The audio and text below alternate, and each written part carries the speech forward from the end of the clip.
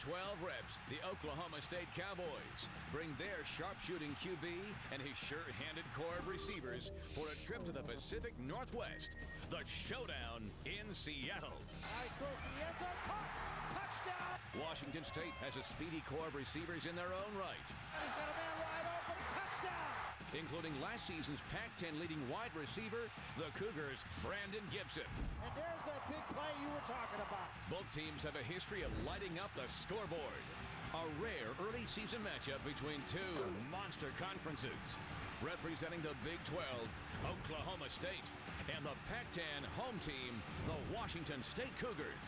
Saturday afternoon, college football. The kickoff is next.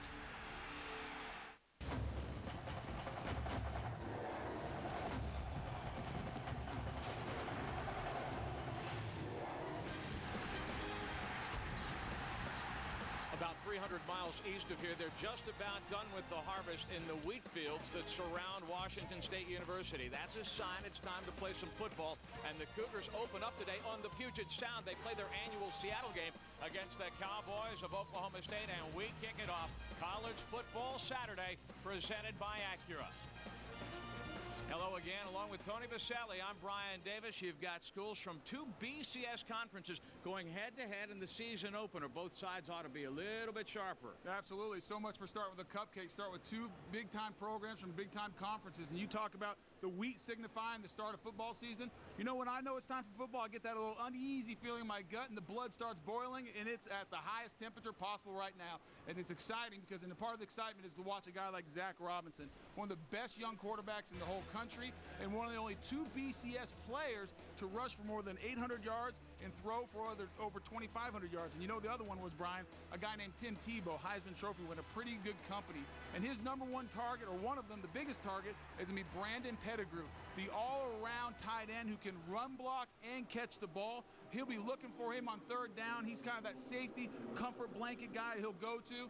And then he's also a road grader in the run game. He'll get after him today and start paving the way for those Cowboy running backs. For the Cougars, it's the beginning of a new chapter. Paul Wolf played for Washington State back in the late 80s. He returns as head coach after a successful run. 15 years he was up the road at Eastern Washington University. Brian, I love talking to Paul Wolf yesterday. You could tell how big a deal this is, how important it is to him to be the Washington State University Cougar football coach. That's a big deal. This is a Washington State guy, and he's come back and he's ready to restore the program, raise the standards of what Washington State football should be, and they feel like they should contend for a bowl game every year and a Pac-10 conference championship. And this is a big reason why they're going to do it. Brandon Gibson, one of the best receivers in the Pac-10, set the all-time yardage record yesterday for receptions for Washington State. Look for him to try to get behind the Cowboys secondary, which was last in the Big 12 conference last year in defense. He's going to get after him. They're going to try to find him deep. We may have dodged a bullet. They were expecting heavy weather here in the area, but it has not materialized. On the other hand, we could be in for a storm because both these teams run the spread. They'll no-huddle you. They'll hurry you up. So we could get busy in a hurry after we pay a call on our College Football Saturday studios in Los Angeles.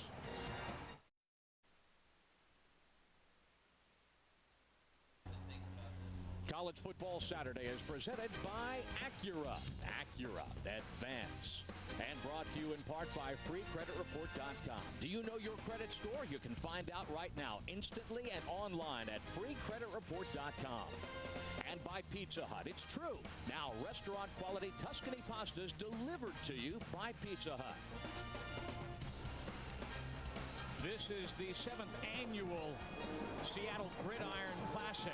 Washington State comes over to please all the alumni who live on the west side of the Cascades. Paul Wolf said it's going to hit me right about now. Dane Blanton is with us on the sidelines here at Quest Field. And Dane, you could argue that Paul Wolf would like to be in about 3 years' time where Mike Gundy is at Oklahoma State.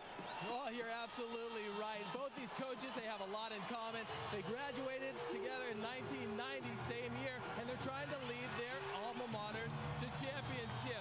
First off, for Washington State, Paul Wolf will get his first two tests as a Division I coach. Across the way, Oklahoma State's Mike Gundy is trying to make a statement. He believes his team is ready to contend for that Big 12 championship. And why wouldn't you with Zach Robinson on your team and a strong offensive line with 4 returning starters. That offensive line only allowed 11 sacks in 13 games last year, but the big gaping hole comes on their defense. They were dead last in the Big 12 in that defense against the pass. It's unbelievable. They're going to have to close up that hole if they're going to contend for anything. Let's go back up to Brian.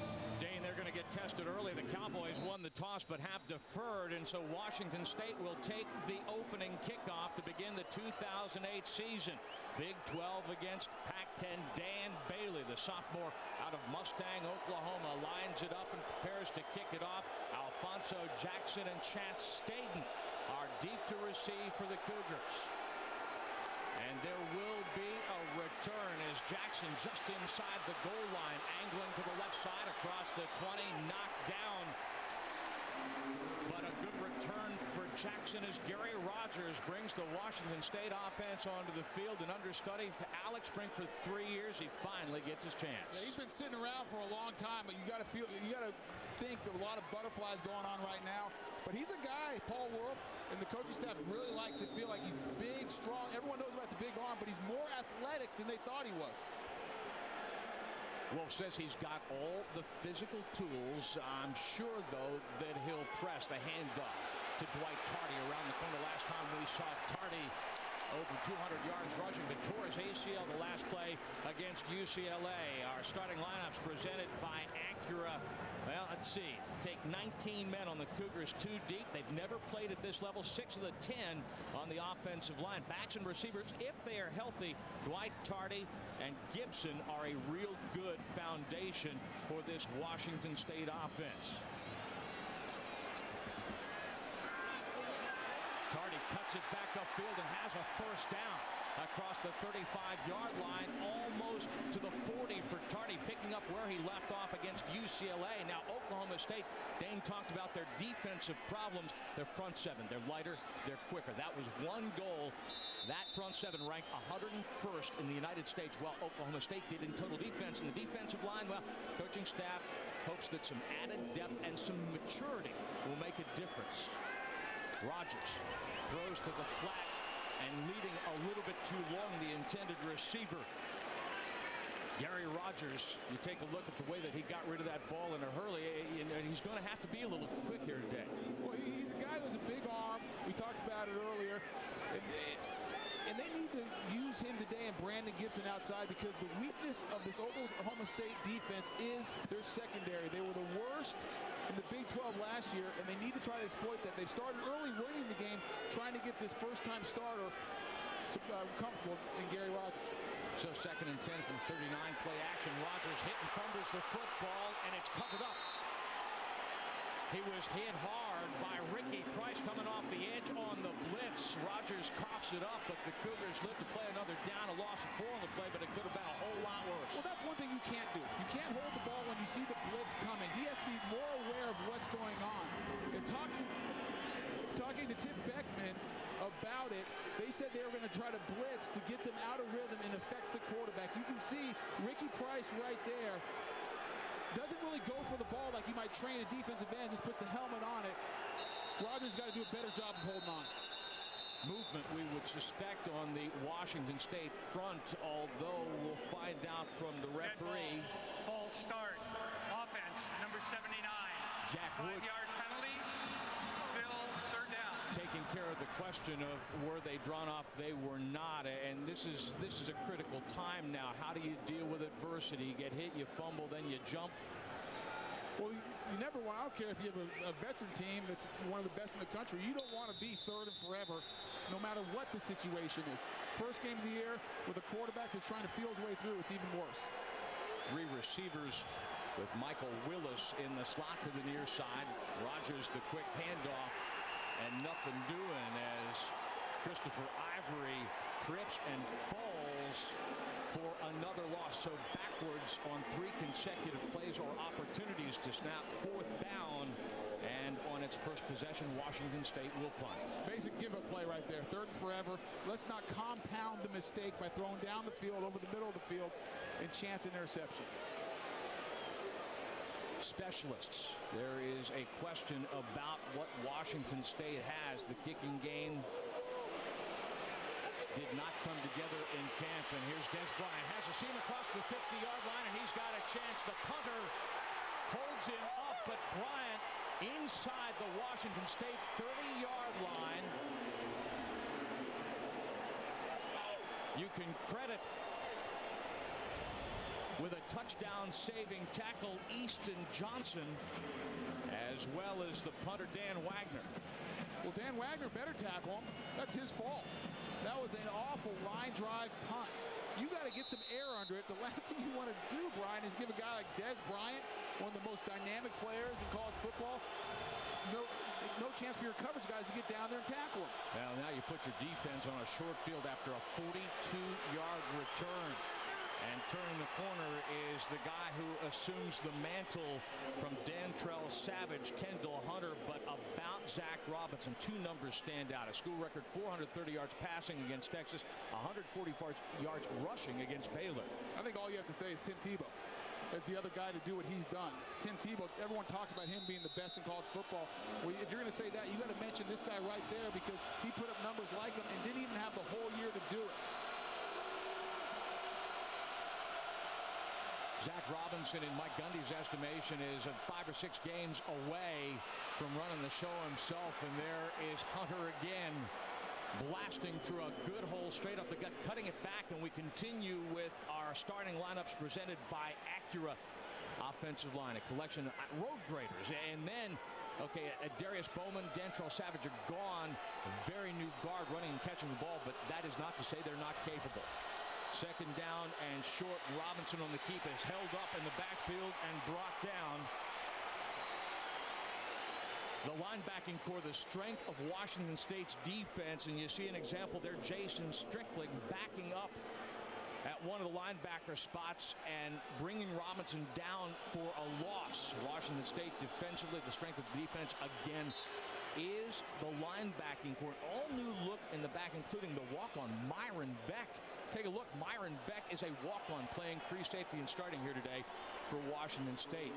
If I was him, I'd be petitioning for a scholarship. You start at this level in Division I football. You say, hey, coach, what about me? I need a little bit of help. Let's get some, give me a free ride as well, because I've earned it with my play on the field.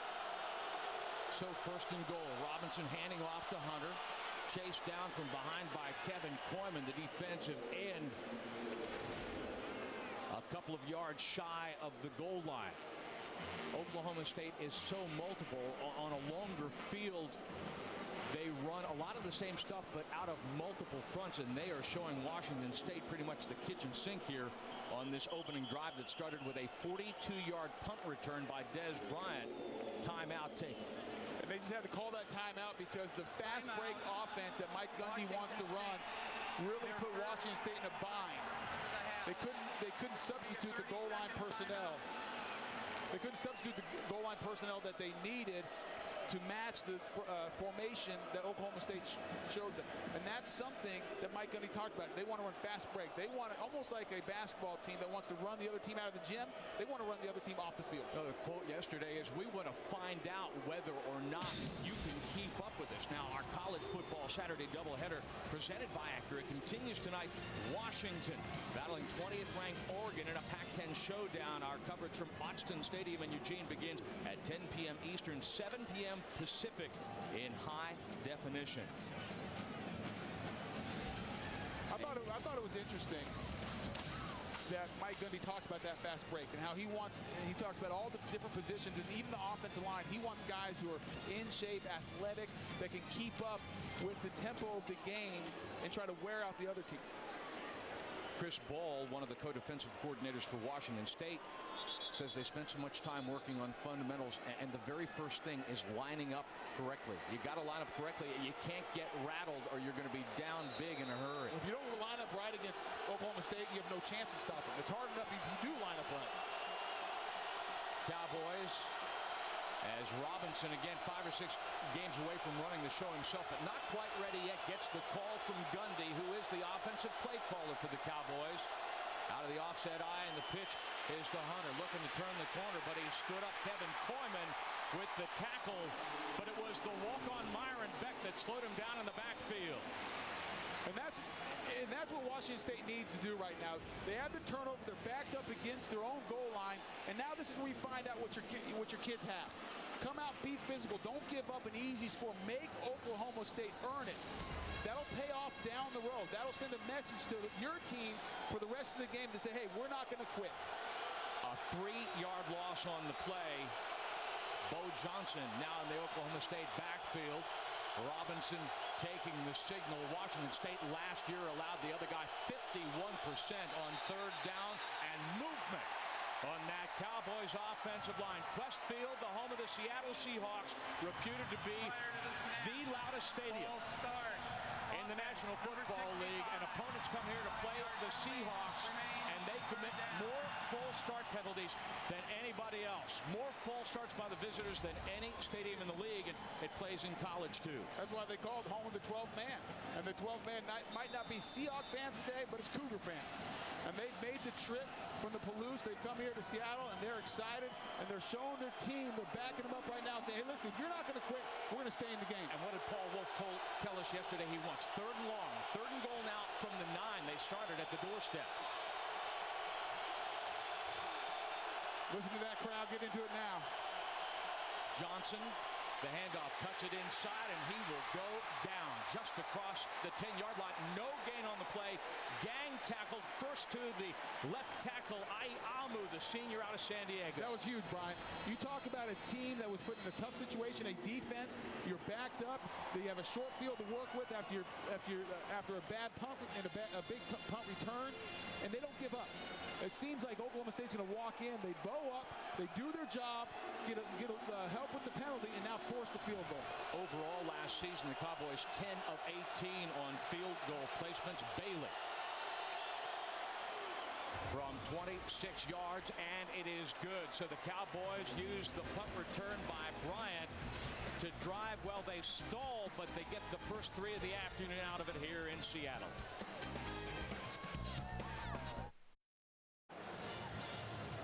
26-yard field goal by Dan Bailey, giving that young fan something to think about. He can cheer his Cougars on as Washington State gets the touch for the 2nd time this afternoon. That Holiday Inn Express scoring drive, 6 plays, 17 yards, a 26-yard field goal by Dan Bailey. Changing it up just a little bit now, Justin Tyrone is back deep with Chance Staten to receive Bailey's kickoff. He was a little bit short and allowed Jackson a return to start the ball game. You know, Mike Gundy said, we don't know. They were at Eastern Washington. We don't know what Washington State's going to do. We know what that staff did. We got to respect the system. But they could have come out in the triple option, and we wouldn't have known any better. I thought it was funny the Washington State offensive staff said the same thing. He says, heck, we don't even know what we got yet. Bailey gets into it, and this time 4 yards deep in the end zone. Staten, talk about all those guys on the 2 deep who never played. Some junior college transfers, but 19 of the 44 men on the 2 deep at Washington State never played a snap at this level. Gary Rogers from the first drive to the second. Now he's got a couple of things maybe out of his system. Well, let's hope so. You know, had the fumble. They had some nice runs, so they had something to build on. And Todd Sturdy told us they want to be able to run the ball and help Gary Rogers be comfortable.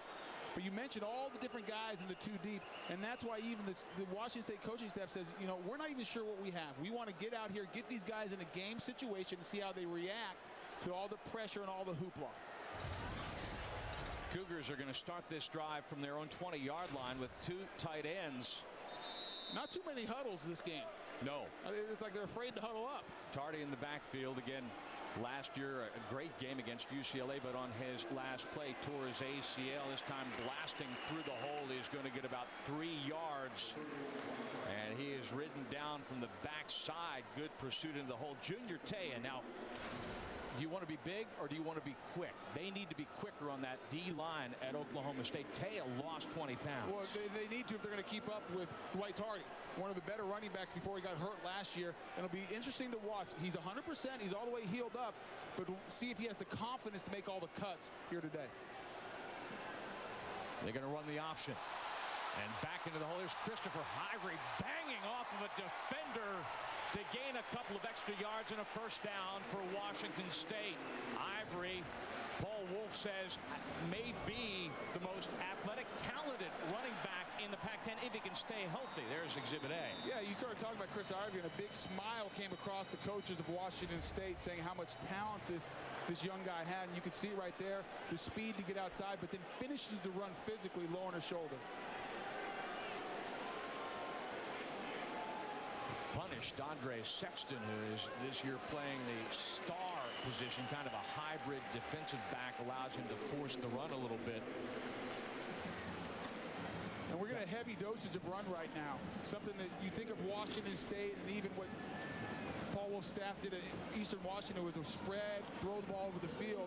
But Todd Sturdy told us, we want to run the ball early. Let's try to get in the groove and get everyone comfortable, feeling good about what they're doing. And the best way to do that is run the ball.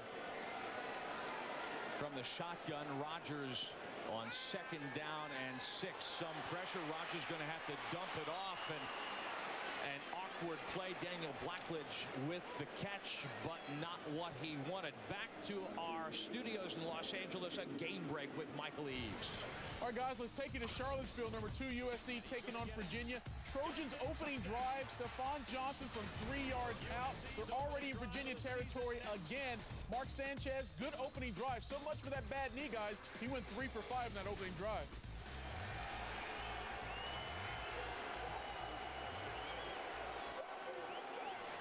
I'm not counting out Mark Sanchez under any circumstance. Here's Rodgers going to throw on 3rd down out of the shotgun. The check down, great coverage on the play. Patrick Levine, the Cowboys' leading tackler the last 2 years, riding down the intended receiver as he tries to run that slant. We heard in the game break about USC and Sanchez. Let's not get too excited. I mean, we'll find out what they have in 2 weeks when the Ohio State Buckeyes come to LA, two of the best teams in the nation matchup. Then we'll see what Sanchez and the rest of the Trojans have. Dan Wagner, his first punt was a line drive. Bryant took it, returned it 42 yards, which was longer than the punt. And here's another one, but this time the coverage, well, a man is blocked out of the play. Penalty marker is thrown as Bryant is hung up at the 37-yard line and ridden down. But that one we believe will come back because the gunner for Washington State was blocked out of the play by Parrish Cox. Well, they're lucky they got a penalty because that was another terrible punt. I don't think that punt's getting 15 yards off the ground, and he's got to get some air under there, allow his guys to get downfield and to cover a great play like Des Bryant. Wagner is a redshirt freshman. On the return, holding on the return team. 10-yard penalty for the spot of the foul. First down. Media timeout.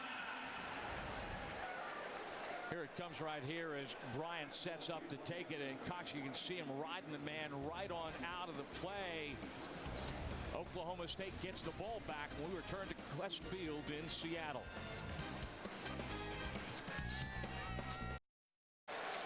There are a handful of men in the United States who are now head coaches at their alma maters. We've got 2 of them here, Gundy on your right, Wolf on the left, and Paul Wolf now off the penalty. His defense gets a chance maybe to change the tide of this game a little bit as the Cowboys start at the 14-yard line. Hunter pops out and then is gang tackled across the 17, given the 18-yard line. 3-yard play out of the bust, but Paul Wolf, every day, he's just trying to see some improvement in his guys. Yeah, he just talked about small victories, getting better at practice, lining up right, just doing the little things right, and that'll pay off in the long run.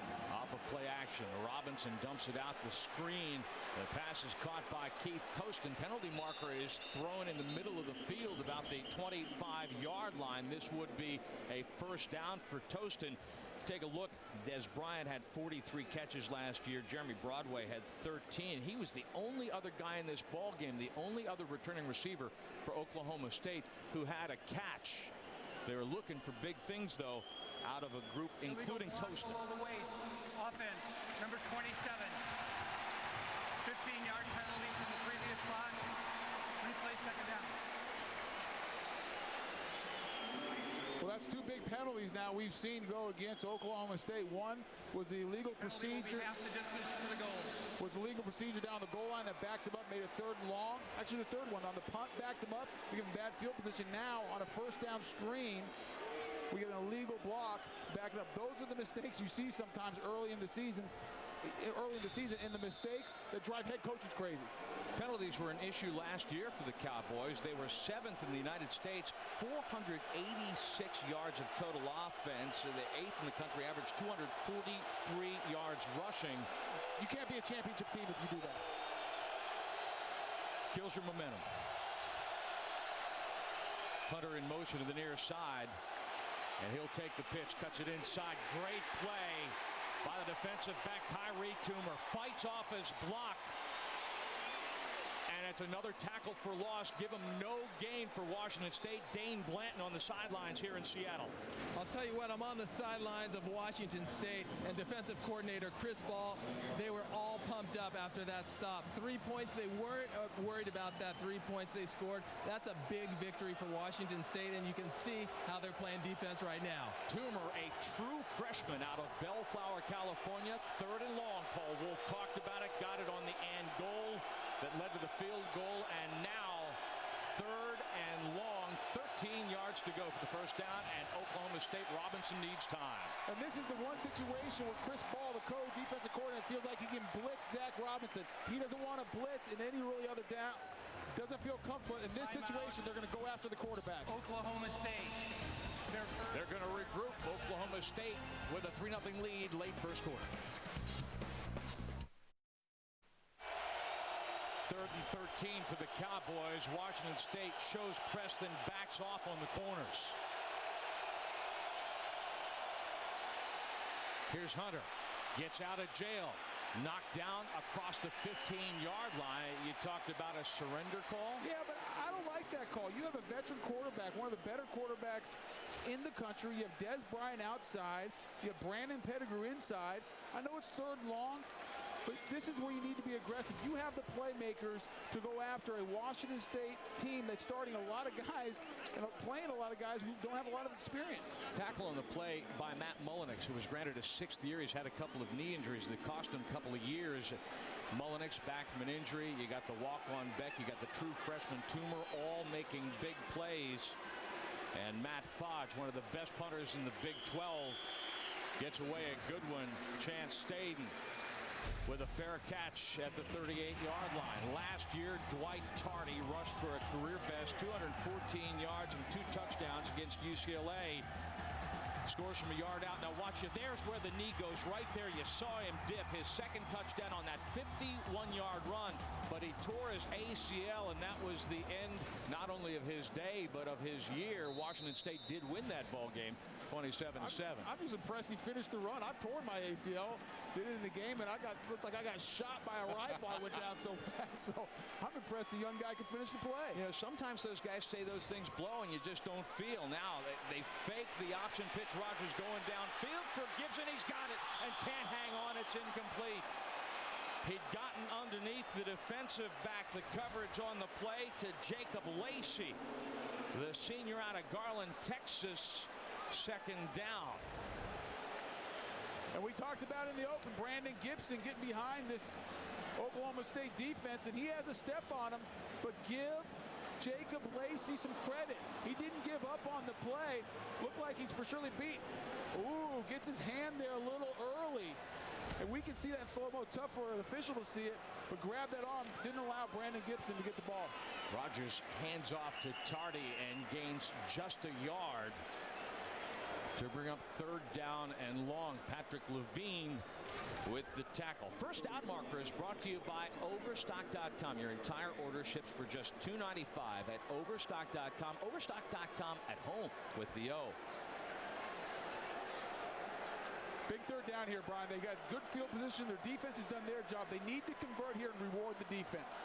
Put the slot man on the right side this time. Rogers rolling that way, looking downfield. Now he pump fakes, and he's going to be driven out of bounds. He's met and run out by Andre Sexton, the junior out of Houston, who told us yesterday that this game is a chance to showcase a new defensive mentality, and Sexton doing his part. Yeah, he plays a hybrid position. It's called the star defender. He played in the secondary last year. They've moved him down. They did in the bowl game. He's going to play that 3rd linebacker position, but allows them to get more speed on the field to defend against the spread offenses, and they're going to face quite a few of those this year. Rogers only 1 of 4 passing for 2 yards. That would have been a home run to Gibson, but now another chance for the young punter Wagner, and this one takes a Washington State bounce, and it's hauled in and downed by Tali Talakai, the gunner. Now you take a look at your Pizza Hut Pac-10 standings. Washington State last year finished at 3-6 in the league. The Cougars, in 5 of their losses, allowed 42 points or more, but the other 2 losses were only by 3 points, so that 5-7 finish could have been 7-5. Coulda, woulda, shoulda. Yeah, exactly. That doesn't, that doesn't mean much what you could have done. It's what you got to do. It's how you produce. A little surprised that Paul Wolf didn't go for it there. I think on 4th and 1, trying to set the new coach, your guys really believe in it. Be aggressive. Go after it a little bit. Your defense is playing well. See if you can get some momentum on your side. Off the 38-yard punt. Cowboys start at their own 14-yard line. Swing pass to Bryant, getting a block on the edge, and he is ridden out of bounds very close to the line to gain. Going to give him 8 yards on that play.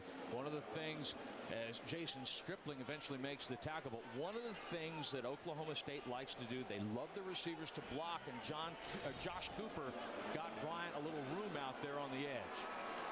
Robinson throws this time to the big guy Pettigrew, who shakes off him and basically just says, "Get out of my way, Corey Evans," and gets the first down for Oklahoma State. He's a big man, and he's a guy that probably will be playing on Sundays in the NFL one day. Is a good blocker. Chris Ball told us he might be the best combo blocker with the tackle that he's ever seen, and is a key element to the run game. He averaged 15 yards a catch, and under heavy pressure from Matt Eichelberger, Robinson just dumps it, and he was not outside the framework of the tackles, grounding. It'll be interesting if the official will give him credit for throwing it at least in the direction of a receiver. He does not. The thing is, it was pretty. There was so much air under the ball. It would be hard to make the argument that he was throwing at anybody. Ineligible receiver downfield. Offense, number 63. 5-yard penalty from the previous spot. Replay, first down. Well, they were guilty, but just of a different penalty. Something else. One of the big guys got downfield too quick. David Washington, the senior from Guthrie, Oklahoma, he broke his leg last year in the loss to Troy. Andrew Lewis, who's playing left guard, came and filled in. Washington is back, and as I say, these guys are road graders, capable of giving Robinson all kinds of time, but this time he throws behind the receiver.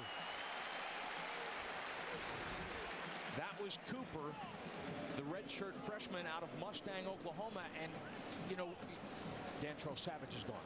Darius Bowman, a 1,000-yard receiver, is gone. And here, when the bullets are live, sometimes quarterbacks and his playmates need a little bit of time to get used to each other. Yeah, we'll give Zach Robinson a little bit of time, shake some of the rest off. It's been a long time since he's been in this situation playing on a Saturday.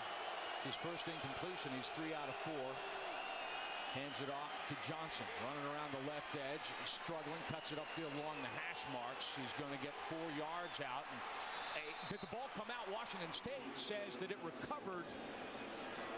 There was that scramble. It would appear, though, that Bo Johnson was down, and the signal from the referee is yes, he was down. Tyree Toomer with the tackle. Take a look here. Bo Johnson, the junior college transfer, a guy they think has a lot of talent. Well, it's tough to tell from that angle. You don't get a good look covered up by a lot of Washington State defenders. Well, 3rd and 11, and Kevin Koyman coming hard on Robinson, hits him. And the receiver, the check down guy, Johnson gets a hand on it, but that thing's in the air. Washington State could have had it just as easily, and it's 4th down in any case. Well, don't tell this Washington State defense that they're supposed to be rebuilding and they're going to be last place in the Pac-10 like they were voted by all the media. Don't tell them that. They feel like, hey, we belong here. We have a good team, and we're going to come out and be physical and get after this Oklahoma State offense. We're not going to give them anything. Fodge punts again. Staten is just going to let this one. In fact, it falls about 8 yards in front of the return man, Staten. Gary Rogers brings the Washington State offense back onto the field. 3 things you did not know about Gary Rogers, the senior out of Tamiak High School in Mukilteo, just up the road from Seattle. Wrong actor to play Gary Rogers. Gary Rogers is about 6'7". I think Marky Mark, but I don't think he gets over 5'10". Well, Rogers was 6'7" until he got the haircut. Now he's about 6'6". Well, Marky Mark is nowhere close to even 6 foot. Another 38-yard punt for Fudge. There's Tardy around the edge. Oh, he gets a big block off the edge. Goodness gracious. Look at the big guy, Will Hunter, pulling around there and knocking a man flat, but there is a penalty marker on the play. Brian Danaher, the sophomore guard from Colfax, Washington, just up the road from Pullman. And I think it was Brian Danaher who was the one leading on the pull. Result of the play is a first down. After the play, dead ball, personal foul. Number 84 in the offense. 15-yard penalty will be enforced from the end of the run. It will be 1st and 10. We've talked about Toomer. We've talked about the true freshman. Here is Jared Carstetter out of Ferris High School in Spokane. It's about an hour and change north of Pullman. Carstetter, part of a basketball team that won consecutive state championships, never losing a game. One of George Brett's sons was on there. Pretty good crew. John Stockton's nephew was on there. Carstetter, sons of superstars, just seems to have a nose. Watching him in practice, seems to have a nose, Tony, for the football out here on the field. Rogers, Sexton back in the backfield. He gets rid of it. He's got the tight end Woodard gaining something out of nothing. Give him 6 yards as Woodard knocked down by Ricky Price out on the edge, but Rogers recovers nicely, kept his composure after Sexton came in hard on him. That's a 7-yard play. And there's the athletic ability and the agility and the great footwork that the coaches talked about that Gary Rogers had. He's a big guy. You wouldn't expect that, but going outside, avoiding the blitz and completing the ball. Ivory in the backfield, 2 tight ends, and there was movement on the offensive front. Dead ball. Ball start. Offense number 78. 5-yard penalty. Still 2nd down. Stephen Ayers, a redshirt freshman out of Bellingham, Washington. Another one of those guys getting his first taste of football at this level. Washington State has so many young guys playing. You're going to get mistakes like this, but you got to be hopeful for the future. These guys get some experience and some game time under the belt. Watch out. Cowboys shipped up the defense a little bit. And the handoff, Ivory met in the backfield and dropped by Hugo Chinasa, the sophomore from Richardson, Texas. A big minus play. 3rd and long as we reach the end of the first quarter. Washington State's defense showing a little bit of something. But the Cowboys first to the board, and so far the only team on the board. 3-0 Oklahoma State.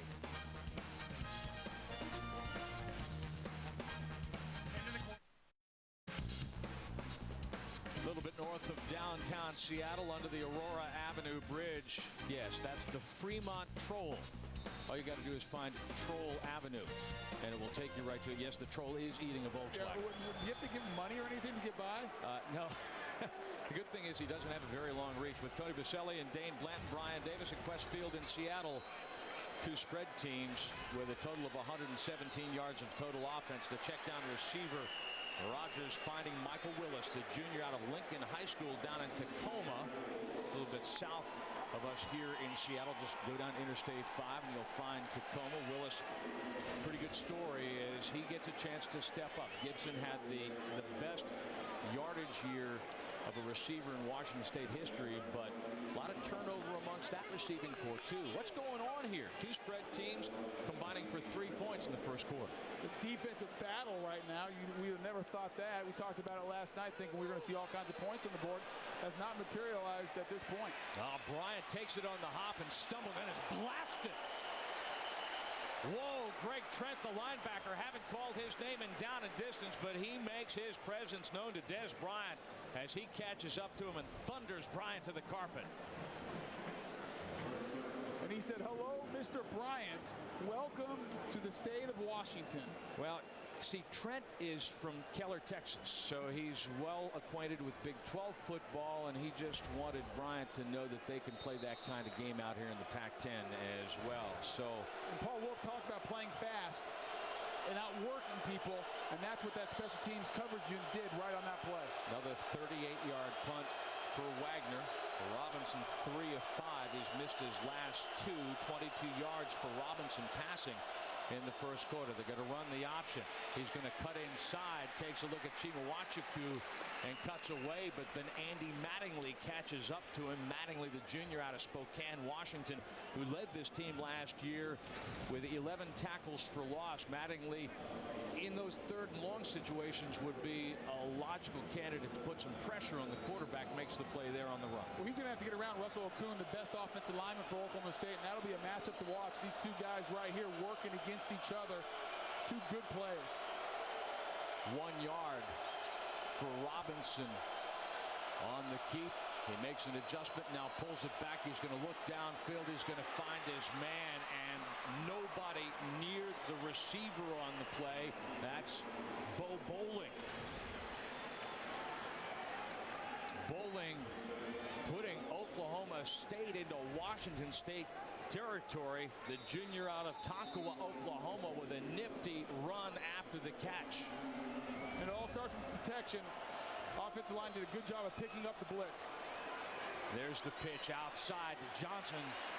Hogtied down by Chimawachukwu after it looked like he was by the defensive back. Johnson a 3-yard play, but 23 yards on the pass before. One of the things we talked about yesterday was the concern that Oklahoma State would have too much speed for the Cougars. That hasn't happened yet. The Cougars have been on a good job of getting to the ball, swarming defense, and they're tackling very well right now. Not too many missed tackles, and that's one of the goals of Chris Ball, the defensive co-coordinator. Now an overload. That pass taken off the shoe tops by Bowling again. Turns and gets inside the 40-yard line. No, incomplete, says the linesman. The ball was on the carpet. It looked like he grabbed it off of his shoelaces. Mattingly would get credit for the stop, but the linesman says that's an incomplete pass. You can see the ball right there. He had a chance to grab it, but he bobbled it, and then the ball, he trapped the ball on the ground after the bobble. Oklahoma State 1 out of 4 on third down because it's been third and long. The opportunity for Washington State to blitz them in third and long. Third and 8. They spread him out right down the middle of the field. Pettigrew does not get to the sticks. Stop, gang tackled at the 35-yard line. Mike Ledgerwood. I think Oklahoma State might go for it here. They're kind of in no-man's zone. It's a little too long to kick a field goal. Don't want to punt, not a big enough change of field. And they're going to go for it on 4th and 2. Kendrick Dunn, the linebacker, along with Ledgerwood. And on 4th down last year, Oklahoma State not bad, 11 of 23. Robinson under center. Just keep it here. Get behind that big hog. Washington, no. Play fake, and he's naked. Robinson out to the right side. Nobody near him. First down and a lot more. Run out of bounds by Pelham at the 25-yard line. Robinson with that great speed, and now we're beginning to see Oklahoma State pull Washington State apart just a little bit. Well, it's not just the speed there, but somebody didn't stay home on the backside. One of the outside linebackers, whether it was Corey Evans or Kendrick Dunn, got sucked inside and lost contained. Robinson throwing, and the pass is caught inside the 15-yard line, and all of a sudden, Bo Bowling is getting to work for the Cowboys. Knocked down by Beck, but first down inside the 15-yard line. And Zach Robinson's getting in the rhythm, shaking some of the rust off, getting a little bit of run, complete some easy passes, and now he's looking like the guy that had the big numbers last year. Here's the pitch to Hunter. Cuts it back inside of the end zone. Touchdown, Cowboys. Now, Washington State defense has played very well so far, but the offense has not helped them out. And when you're a younger team, a lot of guys just starting, and you get some momentum early and you're playing well defense, your offense has to help. You can't leave them out there and continue to ask this group to stop one of the better offenses in the Big 12 and keep them out of the end zone. Hunter did a great job of reading the play to cut it back inside. He averaged 6.5 yards last year on 100+ carries. Hunter, the sophomore out of Tyler, Texas, with the Cowboys' first touchdown of the season. Bailey with the point after to extend that lead 3.5 minutes into the second quarter to 10-0.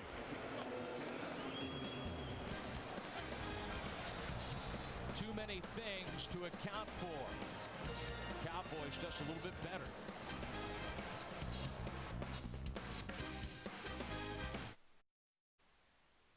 Dantrell Savage has got a chance to make the opening day roster in Kansas City. He took his nearly 1,300 yards with him to the NFL, but Kendall Hunter says I can kind of pick up on the money side. 4 touchdowns last year is his first of the year to cap an 8-play drive with an 11-yard scoring run. Staten and Justin will return. Stutter stepping to the 20-yard line, and he is easy pickings for the Cowboys coverage unit. Next week, the NFL on Fox regular season begins with an exciting doubleheader. First, the Rams take on the Eagles, or Buccaneers, Saints, Seahawks, Bills, or Lions, Falcons. And then the Cowboys battle the Browns. The Panthers take on the LT and the Chargers, or the Cardinals, 49ers. All kinds of options next week for you. Coverage begins next Sunday with America's #1 pregame show at noon Eastern, 9 a.m. Pacific, and high def only on Fox. Local listings will guide you to what you want to see. Rodgers hanging in, and the juggling attempt. The pass is incomplete as Rodgers hung in there. The intended receiver, Kevin Norrell, the freshman out of Los Angeles, played in a pretty good program at Long Beach Poly. Rodgers showed nice pocket presence there. They used that fake handoff to freeze the Cowboys defensively. And they did everything right, protected the passer. It was a strike right on the numbers, and Norrell just didn't hold on to it. Young guys make mistakes like that early in the season. And this one, that's a live ball. It's thrown behind Norrell, but it bounces out of bounds, and all of a sudden, Washington State is having a little bit of trouble finding its rhythm. Well, now you can see what the new staff and Paul Wolf was talking about. They have a lot of things to improve on. They want to get better. They started the game off very fast, very emotional. They took it to Oklahoma State, and now it's going to be important for them to hang in there. Don't get too discouraged. Don't get too down. Keep fighting. It's a long game to go. Plenty of time. Rodgers is taking a little bit of extra time to look things over. Play clock is down inside 10 seconds now. He spreads them out. He's got Norrell in the slot to the far side. Tardy is the lone setback and will take the pitch. And that play just a little bit slow to develop, and he is brought down in a hurry. Patrick Levine is in the neighborhood. Junior Taya, the senior out of Anchorage, will also get credit, and now the boo bird starting to come out, as that is a very quick and not very pretty 3 and out for the Cougars. Maybe a little quick with the boos. Let's give Paul Wolf a little bit of time and his staff to keep on working. You know, Washington State has been more positive at this point than negative. The defense needs to keep working, to keep fighting, give that offense a chance to catch up a little bit, and they're still in the game.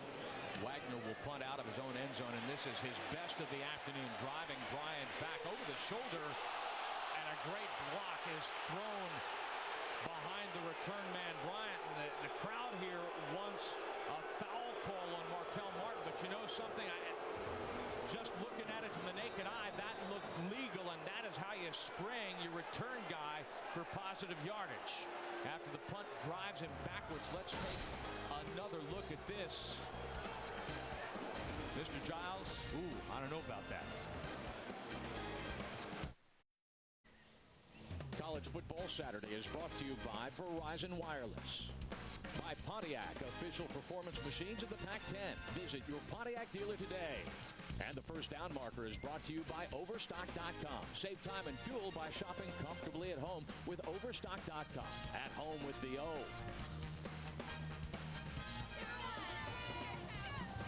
First down for Oklahoma State, which in the first 5 minutes of the second quarter has started to get it going. 74 yards after the Cowboys had the 47 in the first quarter. Coleman rushing, and that pass is tipped. Bryant Ward, the fullback out of Stillwater, homegrown product, the sophomore with the the missed pass thrown behind Koyman, again getting some pressure. Yeah, Washington State changed up the defensive front there, something Chris Ball and co-coordinator Jody Sears told us they needed to do to dictate the pace to Zach Robinson and try to confuse him. They're with a three-man front now.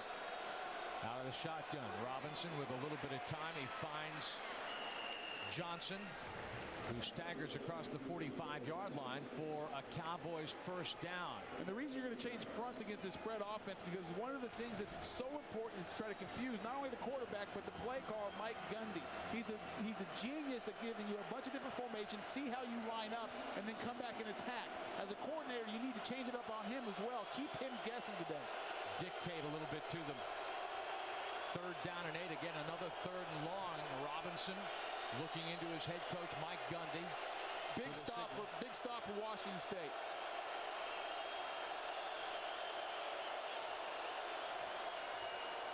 Johnson takes it and runs the other way, and he's knocked down a couple of yards short. Inside Cougars territory. Actually, they're going to spot it shy of the 50-yard line. His knee must have been down, and Matt Mullenix with the tackle on the play. They're going to give him 4 yards, and this will bring up 4th down for the Cowboys. You got to love how this Washington State defense is playing right now. Led by Greg Trent, a guy that Chris Ball pointed out as a guy who's had a great camp, has been a leader, is getting after it. I mean, they've been physical. They've stood up to one of the better offenses in the Big 12 today so far. And they're giving their offense a chance to get in rhythm and get in the game. Fodge will punt again. Angles this one a little bit to the right side. It's going to die inside the 10-yard line. The Cowboys escort this to the 5. Great punt by Fodge. Washington State with the ball, but tough field position, trailing 10-0.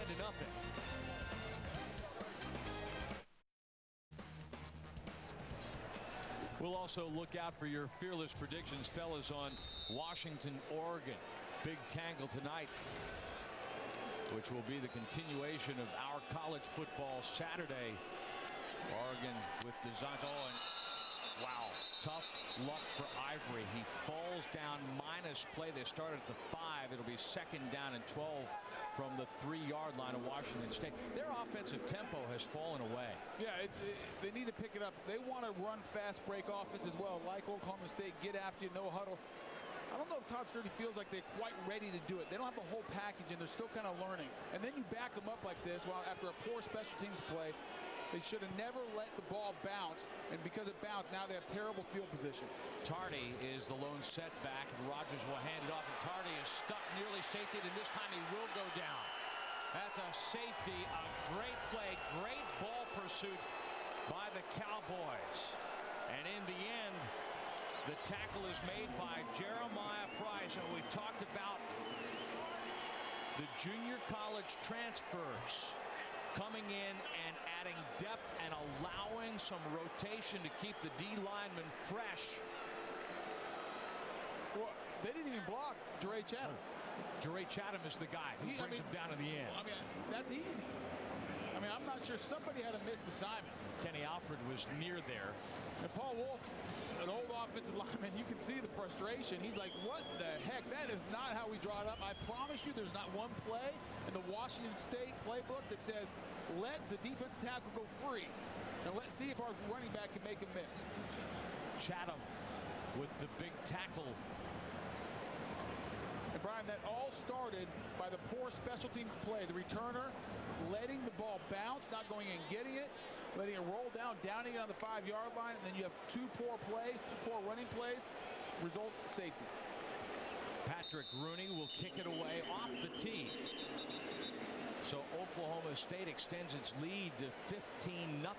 Check that to 12-0. A little surprised. Usually teams will punt the ball here instead of kicking it off, but a little bit of trouble with the punt team not getting a lot of hang time. Probably the reason Washington State decides to kick it. And here's Bryant with room to return from inside the 15-yard line. Hurdles a man across the 35. And then he is tackled on the play by Easton Johnson. Your Pizza Hut coaches poll. How about, the top 10. how about that game right there this early in the season? 2 weeks. Hey. I can't wait. You know, I mean, when can we get to that game?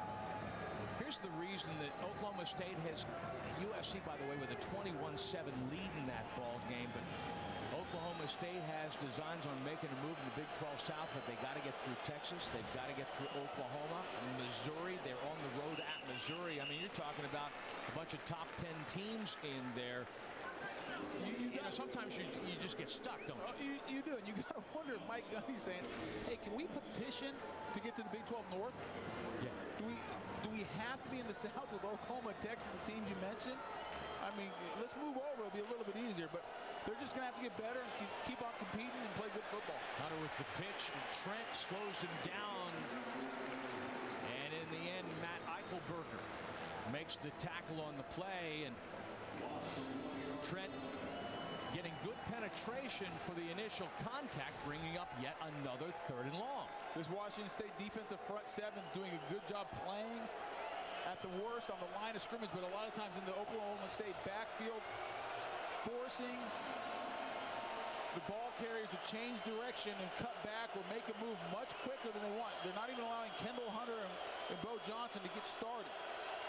See Corey Evans, the linebacker, walk up to the edge now. Robinson making the change. Now he backs away. Robinson going to throw the pass out in the flat. In the end, it's Evans who makes the play. Again, they fail on 3rd down. The Cowboys are 1 out of 7 on 3rd down this afternoon. And a lot of that is due to the great tackling by Washington State.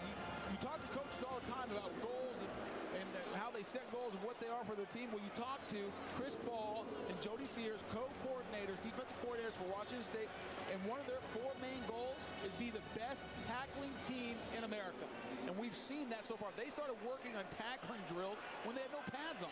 Twice now we've seen Robinson check down to Taylor Sokolowski, but he's caught him with Sokolowski's feet standing still. It's a great punt. Staten this time, he's down. His knees were down at the 10-yard line. So Staten having a tough quarter here. And Washington State is buried inside its 10. Now, 2008 College Hall of Fame inductees. How about Ruben Mays? He holds the Pac-10 single-game rushing record, 357 yards against Oregon. Thurman Thomas, last time the Cowboys played here in Seattle in 1985, he went wild, 230-some-odd yards against the University of Washington. How about Thurman Thomas as a collegian, keeping Barry Sanders on the bench? 2 great running backs. Either of those guys could start on a team I play on. Rogers going to throw now. Has some time in the pocket. A lot of pace on that. Gibson can't hang on to it. And Jacob Lacey had a chance to make the pick in the end after the ball glanced past Gibson. First Down Mark was brought to you by Overstock.com. Save up to 70% on brand name products every day. Overstock.com, at home with the O. Brandon Gibson last year sets a record 1,100 plus yards on 67 catches. He has not caught a ball today. And they need to find him. This Oklahoma State pass defense was the worst in Big 12. They've been running the ball and they're trying to establish the run, but it's time to open it up and go after the Cowboys down the field. 2nd and 10. Rogers going to get hit. He checks down to the tight end, Devin Frischneck. Across the 15-yard line, Frischneck is bracketed. Rogers did a nice job of holding in and delivering the ball, trying to change this pattern. Well, it's no good. And they've been trying to run the ball, and I know Todd Sturdy, the offensive coordinator, wants to kind of ease into this and try to get everyone comfortable, but you're playing against one of the worst pass defenses in all of America. You're down 10. Let's make them stop with one of your best players, Brandon Gibson, and let's see what Gary Rogers can do. Let's let him open it up. He has a big arm.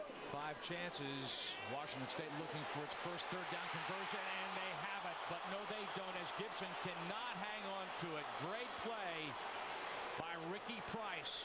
Price staying with Gibson stride for stride, and that's what we've seen. Their corners taking him downfield with safety help, but sticking to Gibson and making it tough for him to catch the football. He has a step on him, though. If Gary Rogers will lead him a little bit more, get some air under the ball, I mean, great play by Ricky Price to recover. But what I've seen so far in this pass game, I keep on going to it.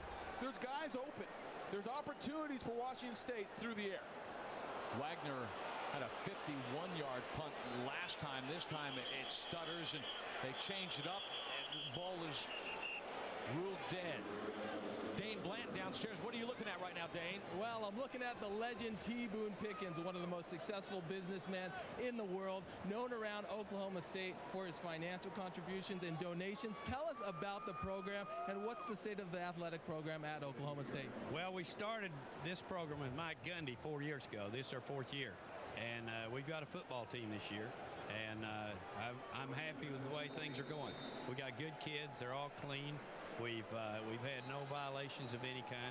We're in good shape. I like the program.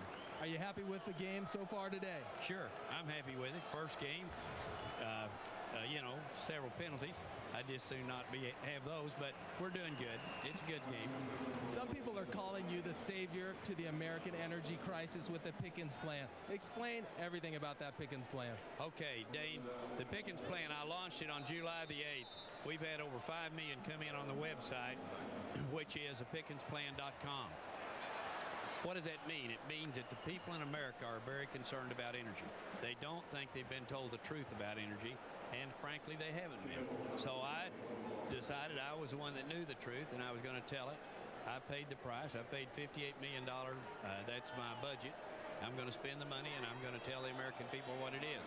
But we've got to have a plan with Congress. In the next Congress, we have to have a energy plan. 40 years with no plan.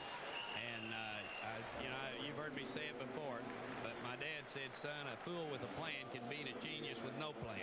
And we've got a plan, and we're going to win with it, and we're going to cut off some of this foreign oil that's coming in here. Now, it's cost us $700 billion a year to buy foreign oil, and that's just totally unacceptable. T-Boone, thank you for taking the time. Appreciate it, and best of luck with the Pickens plan. Thank you, Dan. Let's send it back upstairs.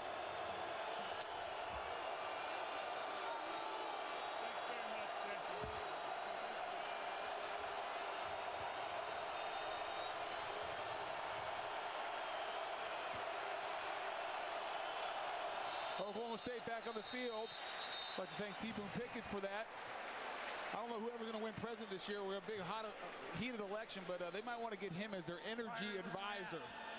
Well, he's speaking a language out here with the Pickens plan, and another false start at a critical time, Which he mentioned he didn't like his penalties. They might want to pay attention. Well, he gave $165 million. Wind energy and natural gas to power vehicles. There are a ton of wind farms out here in eastern Washington, sort of get around the Columbia River, around the Snake River. So we see a lot of that wind farming here, and it does make a difference. But wind and natural gas, big components of the Pickens plan. And again, his athletic department contributions, what they're going to do, opening up a new facility at the stadium in Stillwater, and on third down and short, Bryant with a leaping catch underneath the cornerback Pelham. Robinson firing a dart for a first down in Cougars territory. In Washington State again on that 3rd and long, maybe going the well one too many times with the blitz, trying to get after Zach Robinson, leaving Romeo Pennell one-on-one outside of one of the better young receivers, Des Bryant, playing off-man coverage. I think he's better off trying to get his hands on him and play some press. Robinson, oh, Bryant nearly gathering that in. Well, I'll tell you, that was a Brett Favre bullet right there. He has a big arm. He can make all the throws. And maybe led him a little bit, but gave him a chance to go make a play and run after the catch. But that's twice now we've seen Romeo Pelham play off in a man-off coverage. Now, we talked to the coordinators yesterday. They said some of their guys, they feel more comfortable playing press and getting their hands on the receiver. We have yet to see too much press. But they might want to get their hands on Des Bryant and not allow the free release. Try to mess up the timing between Des Bryant and Zach Robinson. If you allow a guy to press, is that essentially sort of like linemen? Some guys just need to be straight up on a guy, and some guys not good in space. Bryant pretty good getting to the air. Mike Gundy says as Bryant makes another leaping catch, when the ball is in the air, there's nobody better than Des Bryant. Well, again, we talked about it. You asked about press. Well, once again, Romeo Pelham's playing off Des Bryant. and it's just way too easy. He goes up and gets it, makes a nice catch. Nice closing by Roman Pelham, but he's way too late. He's giving too big of cushion right now. Des Bryant went to the sideline. Let's see Romeo working up here, still playing off coverage and not getting his hands on the receiver. 13 yards on the last pass play. Kendall Hunter cutting inside, shaking two Washington State defenders inside the 10 to the 6. And another 1st and goal for Oklahoma State.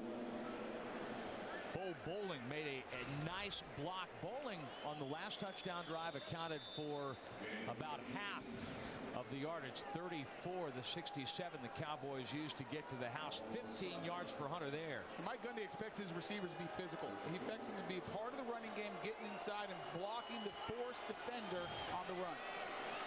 Hunter again picking his spot.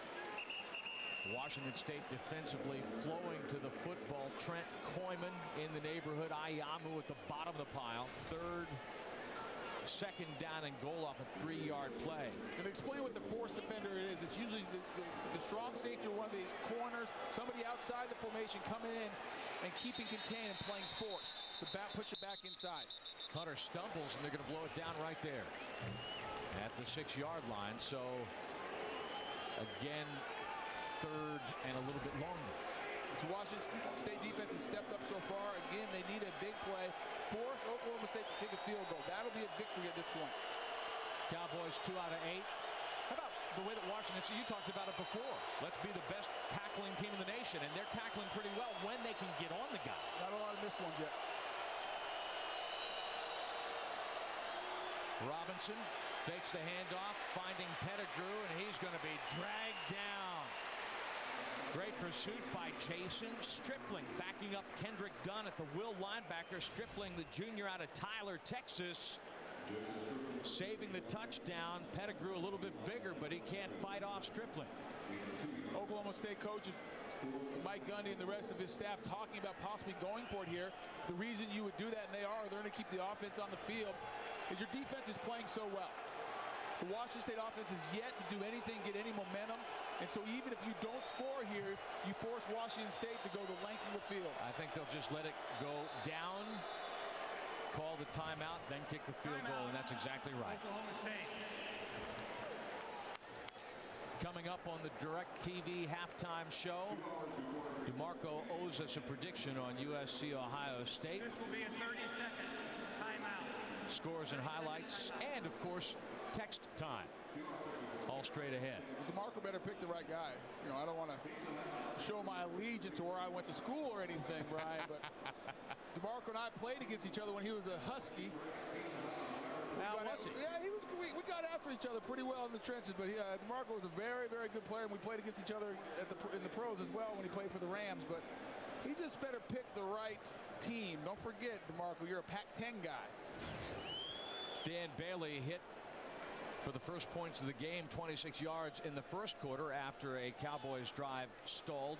This attempt off the right hash mark will be from 21 yards. Probably the more conventional call, get the points on the board. But I don't think going for it would have been a bad call. Washington State said nothing on offense, and they would have been backed up. The one thing this does, though, is make it a 2-touchdown game.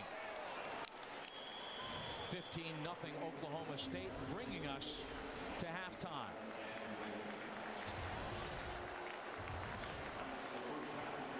Well, so much, you know, I should have paid attention so much for a long field, even if they went for it.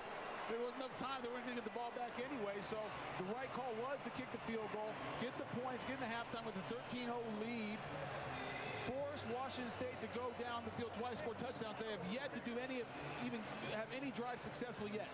Dane Blanton, all of a sudden, Mike Gundy and company have 225 yards of offense. Coach Gundy, you were impressed with the offense. You didn't know anything about this offense coming in. Were you impressed with the way you played against Washington State in the first half? Well, we got to do a better job when we get down inside the 10-yard line. We've played pretty well up in the field. We've had some penalties that have hurt us a little bit. For the most part, they're playing okay. How about the defense? Everyone points to your defense. 0 points on the board. Were you impressed? Well, we just got to continue to play hard. And our guys are in the right spot. We need to continue to tackle well. We still have a half to go. I appreciate it. Best of luck in the second half. Thank you. Let's go to Michael Leaves in the college football studio in Los Angeles.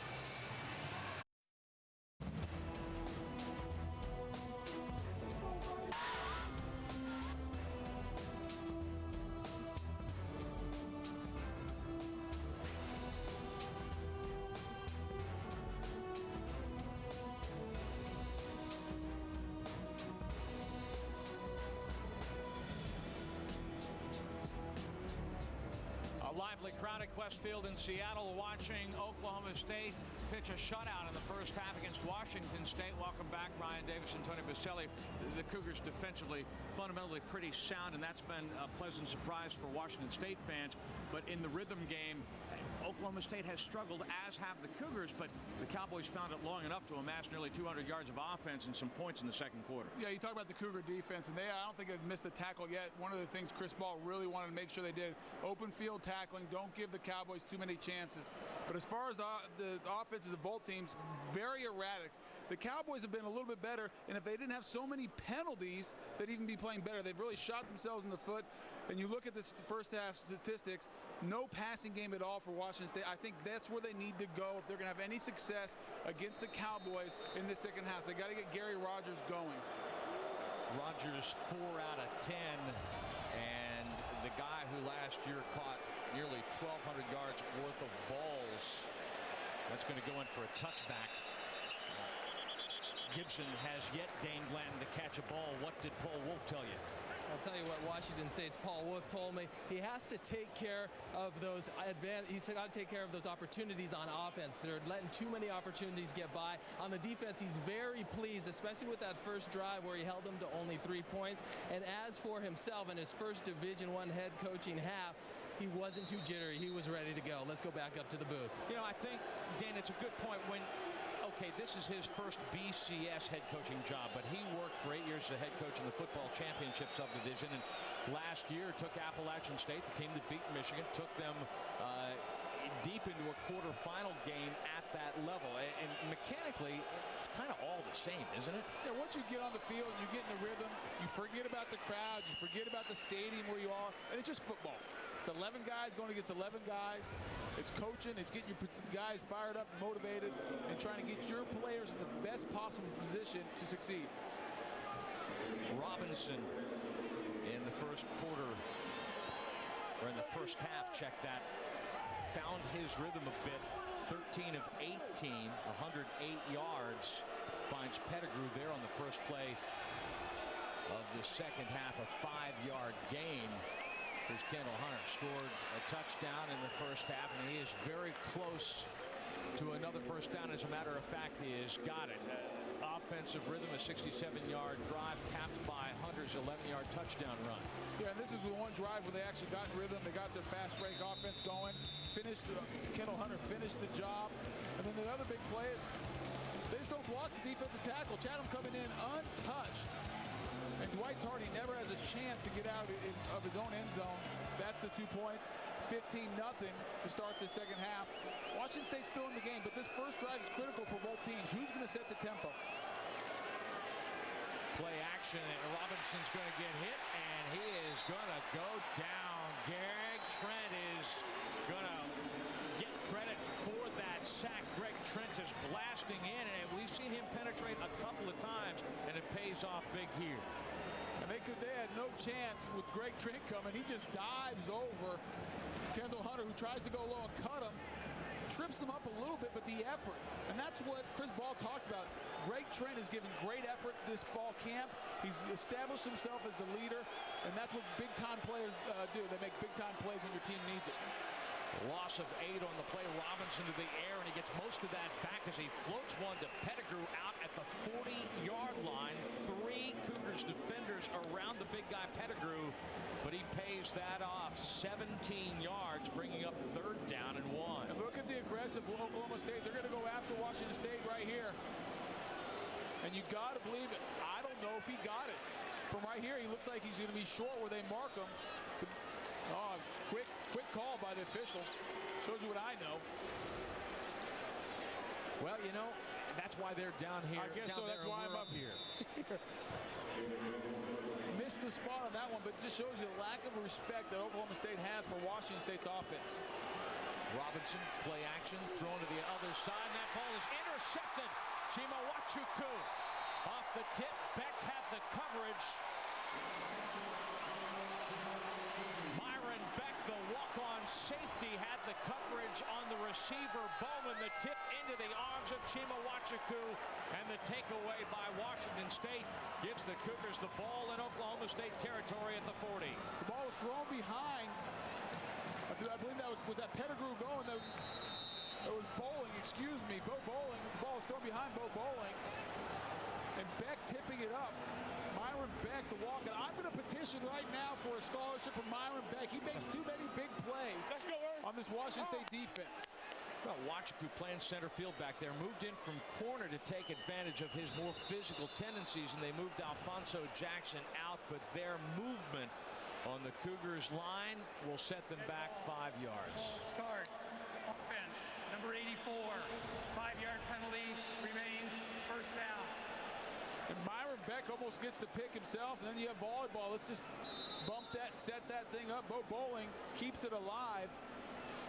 And then Wachiku comes in playing center field, shows good ball skills. Obviously, he has those. He played corner last year. We transfer that to safety and goes out and gets it.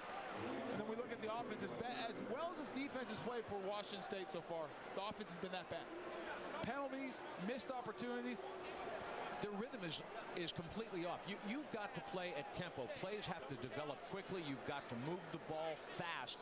And they just have not done that in either the running or the passing game. There they see Sexton coming. Formation suggests a blitz off the near side, so they go the other way, but they only get a yard out of that. 2nd and 14. Rogers going to have to run. Rogers going to go down. Jure Chatham had the safety in the first half, has the big sack here, 3rd and forever for the Cougars. Well, that time he was blocked. The safety was an easy one. I think either you or I could have made that play. No one blocks us, but right here, the big man Chatham with an just a swim move, gets pressure and finishes the job. Andrew Rojas has to do a better job of keeping his head up. He's leaning, bending at his waist, which is a no-no for offensive linemen, and Chatham makes him pay. Rogers from the shotgun. They're going to move him. He's going to look downfield, and his receiver is out of bounds. That is Gibson's first ball of the day, or would have been had the ball not been thrown to the wrong side of the sideline. And the Cougars, off the turnover, failed to capitalize, going on the day 0 for 7 on 3rd down. Sooner or later, you have to make it pay off for your defense. They're playing too well. And right there, they move the pocket with Gary Rogers, and he's outside. And Brandon Gibson does a great job of running off the corner. And Gary Rogers is late. His timing's off. He's got to throw that earlier. There's plenty of separations. He has to get the ball out of his hand. That's the lack of game experience, the lack of the opportunity to do this in the past. Ricky Price is back to receive. Another line drive punt by Wagner, and Price has got some room. Cuts it back inside. Wagner again with one of the last chances. Price may be off the chain. Not quite. Sexton can't throw the block to spring his man, but he gets plenty deep. Talakai in the end with the tackle to save the touchdown, but another line drive punt, another good return, and this time the Cowboys start in the red zone. But I hate to harp on Dan Wagner, but I'm not sure what they're doing with their punt game. That is line drive after line drive. He gives his coverage guys no chance to get down the field. And if it wasn't for that touchdown-saving tackle, Ricky Price is in the end zone. And you talk about coverage, that was one of the things that Paul Wolf was concerned about. He was going to have a lot of starters cover punts today because they don't have that much depth, and he worried about them getting tired, having to play so much offense and defense, and then go back and play some special teams. Cougars net punting average is taking a beating. A 32-yard punt, a 68-yard return. Robinson going to look toward the end zone. Pettigrew leaning over a man. He and Pelham collided. Pettigrew gets back up and nearly makes the play at the pylon. For a guy that big, boy, is he athletic. Almost stretches out and makes the circus grab. 6'6", 255. And Romeo Pelham losing his feet right there. Romeo Pelham, if he can keep his feet, he might have been in position to intercept the ball. He got up clapping his hands as if he felt that sort of frustration. They're really going after Pelham. And he is again playing off. Hunter cuts it back inside. Greg Trent steps up in the hole and brings him down after a gain of a couple of yards. It'll be 3rd and middle to long distance. Trent all of a sudden getting to work. After Wolf came in, they had the team got together and said, okay, no alcohol. We're not going to mess around, not going to do the drinking bars thing. And somebody violated the rule, and Trent delivered an impassioned speech, wound up weeping in passion. This is not who we ought to be. It's important to the guy. This is important. He wants to be, he played for a good team. He wants to play in a bowl. They have not had a winning record since he's been here, and he wants to change that. Saw the numbers on 3rd and 10 and out in the flat. And Trent in the end with the finish on the play as Robinson finds Josh Cooper. And that's going to bring up 4th down. Couple of yards to go at the end of the first half. They could have perhaps called timeout and run a play. Chose to kick the field goal. This defense, I mean, hats off to Jody Sears and Chris Ball. Defense and every guy, every young man playing out there today, they've been backed up. They've been put in bad situations. Special teams haven't helped them. Offense hasn't helped them. And they keep on fighting. They're keeping their team in the game. 21 yards, 26 yards, now 27 the attempt for Bailey. Nearly blocked. But you want to talk about tempo, got the ball away in a hurry, and now scores on consecutive possessions. Cowboys up 18. College Football Saturday is brought to you by DirecTV. If you call yourself a sports fan, you gotta get DirecTV. By U.S. Bank, proud to be the official bank of the Pac-10 and home of the 5-star service guarantee. Visit usbank.com. How many stars does your bank have? And the first down marker is brought to you by Overstock.com. Shop with the company that supports college football. Overstock.com, at home with the O.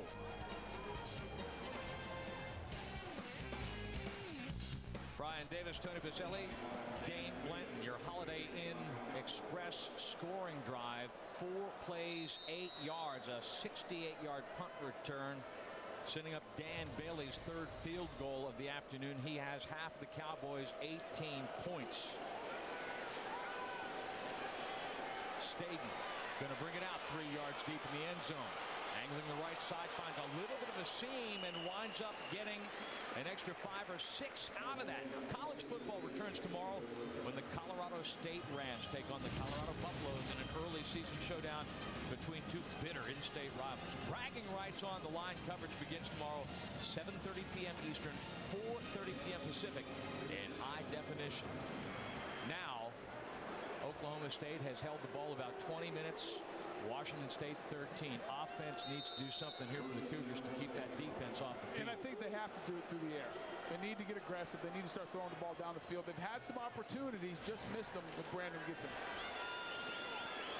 Swinging that one out to Tardy. Wrapped up and dropped at the 30-yard line. 5-yard play. Levine called his name a bunch. Patrick Levine, the leading tackler for the Cowboys the last couple of years, makes another play there. The first down marker is brought to you by Overstock.com. Save up to 70% on brand name products every day. Overstock.com, at home with the O. Rogers, the quick hitter to Tardy, blasting through a hole and dragging a defender with him to a first down. Jamie Blatnick, the defensive end, going for a horsey ride. Blatnick, the redshirt freshman out of Salina, Texas. All right, so first down there, but to your point, Rogers, 4 of 11, 22 yards passing. Let's see if this first down can get them in a little bit of a rhythm, speed up the tempo of offense, and see if they can get Oklahoma State on their heels. Double tights, Frischneck to the near side, Woodard to the far side. They hand it off and run left. Tardy cutting it back inside. Got a decent block from Andrew Rojas and another first down. We asked this question at halftime. Somebody get to the record book and find out the last time Washington State got shut out. Ohio State, 1984. Another OSU, a different one, but OSU nonetheless. If you're a Cougar fan, you got to hope that's doesn't happen again here today. With Dwight Tardy right there going sweep. Please reset the game clock to 8 minutes and 14 seconds. 8:14. Thank you. Getting outside the left side, getting outside on the left side of that Cougar offensive line, and Rojas doing a good job of lead blocking. But what I like watching Tardy, they show nice patience. Not a lot of rust for a guy who's coming off an ACL and missed the back end of last year. How about the confidence factor on that? You need to get a guy hit. There's the reverse. Gibson with his first touch of the afternoon for positive yardage. Gets a block on the edge, cuts it inside, and down he goes at the 41-yard line. Gary Rogers was out there throwing that block. You read my mind. I was saying the same thing. Gary Rogers almost is big enough to be a tight end. Watch him right there. Lead the way. Getting Brandon Gibson a couple extra yards. Him and Micah Hannum lead out in front of Brandon Gibson. If you can't get him the ball through the air, hand it off to him, let him get involved in this offense. Corey Lemon and James Thomas with the stop after a 14-yard play. Change of pace. Here's Ivory. Bounces it outside, bounces off a man, and gets another 3 yards out of it. Inside the 30, another Washington State first down, depending on the spot of the ball, but we think he has moved the chains. And now the Cougars finding that rhythm on the ground. Yeah, not doing it through the air like I thought they should, but you know what? Hey, give Todd Sturdy credit. Staying with the run, staying physical. And Chris Ivory paying, whoa, what a big block right there by Ben Woodard. Clearing the way for Chris Ivory. And then you saw the missed tackle there by the Oklahoma State defender. Ivory cuts it inside, gets away from a man. Fundamentals. Washington State has tackled. Oklahoma State at times has failed to execute that way. And that's the kind of thing that got them into trouble last year when they lost a couple of ball games they led going into the fourth quarter. Yeah, Ori Lemon missing the tackle right in the hole. Chris Ivory getting extra yards. Now I think this is where you go over top. You've run the ball, you establish your run, getting Oklahoma State thinking next, maybe an 8th guy in the box, getting those safeties sucking up a little play action pass here, and then going over the top to Brandon Gibson. Timeout, Washington State. Looked like they were going to, clearly a communications issue, they were going to have 3 tight ends on the field there. Don't think you want that. So the Cougars regroup, driving down 18. Let's see if Washington State coming out of this timeout will play action pass and try to find Brandon Gibson. See if they can get those safeties stuck up. They have single high safety right now. 1 safety back. You're going to blast it. Tardy puts his shoulder down and drives past 3 Cowboys defenders inside the 15-yard line, and another Washington State first down. 14 yards, make that 59 yards rushing. 7 plays, 64 yards on the drive. Yeah, why throw the ball? I don't care if you have man-to-man, single-high safety. I don't care what the defense is doing. If the offensive line's going to block that well and your running backs are going to run physical like that, keep giving it to them. Here's Gibson on the near side of the screen. He goes straight up the middle, and Tardy runs into the blocker. Lemon covers him up. And on the bottom of that pile was Andre Sexton. I gotta believe the way they're running the ball is going to give them the matchups they want outside. I don't think there's anyone on the Oklahoma State Cowboys who can play man-to-man on Brandon Gibson. I think if you get him man-to-man outside, you have to take advantage of that. And sooner or later, you're going to see that because Washington State is running the ball effectively. And keeping their defense off the field. Very important right now. Tight end in motion. Rogers going to throw to the end zone. Gibson, touchdown!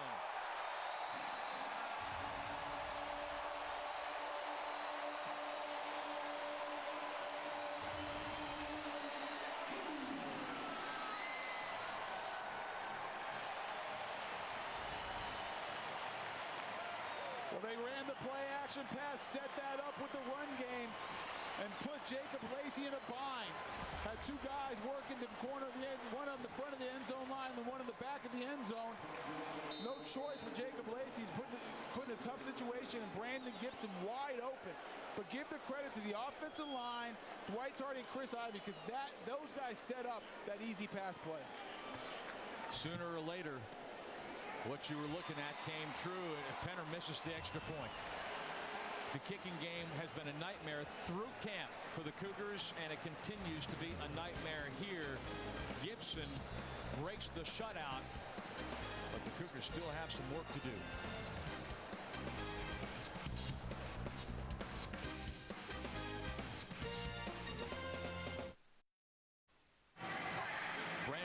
Gibson has caught up with Arizona's Mike Thomas. 24 consecutive games with a catch. Let's take a look at your best buy, best connection. Gibson with a touchdown catch. You see the numbers in 11 of his last 16 games. 1,180 yards a season ago, and he gets the Cougars back on the board and gives them a little bit of hope. You think that might energize the Washington State defense. Certainly they'll get They don't need to be energized. They've been energized, and the offense has been playing terrible. Well, the flip side of that, too, is that maybe now Oklahoma State comes in here clearly favored to win this game. Maybe that gets the attention of the Cowboys offense. Well, that defense at this point, I hope, has the attention of Mike Gundy in the offense, because they are out hitting him. They're tackling very well. They're playing very good physical, sound, fundamental defense. Patrick Rooney's kickoff is going to hang up at the 10-yard line. And there is an alley for Cox, and he's got a chance. He is off the chain and gone.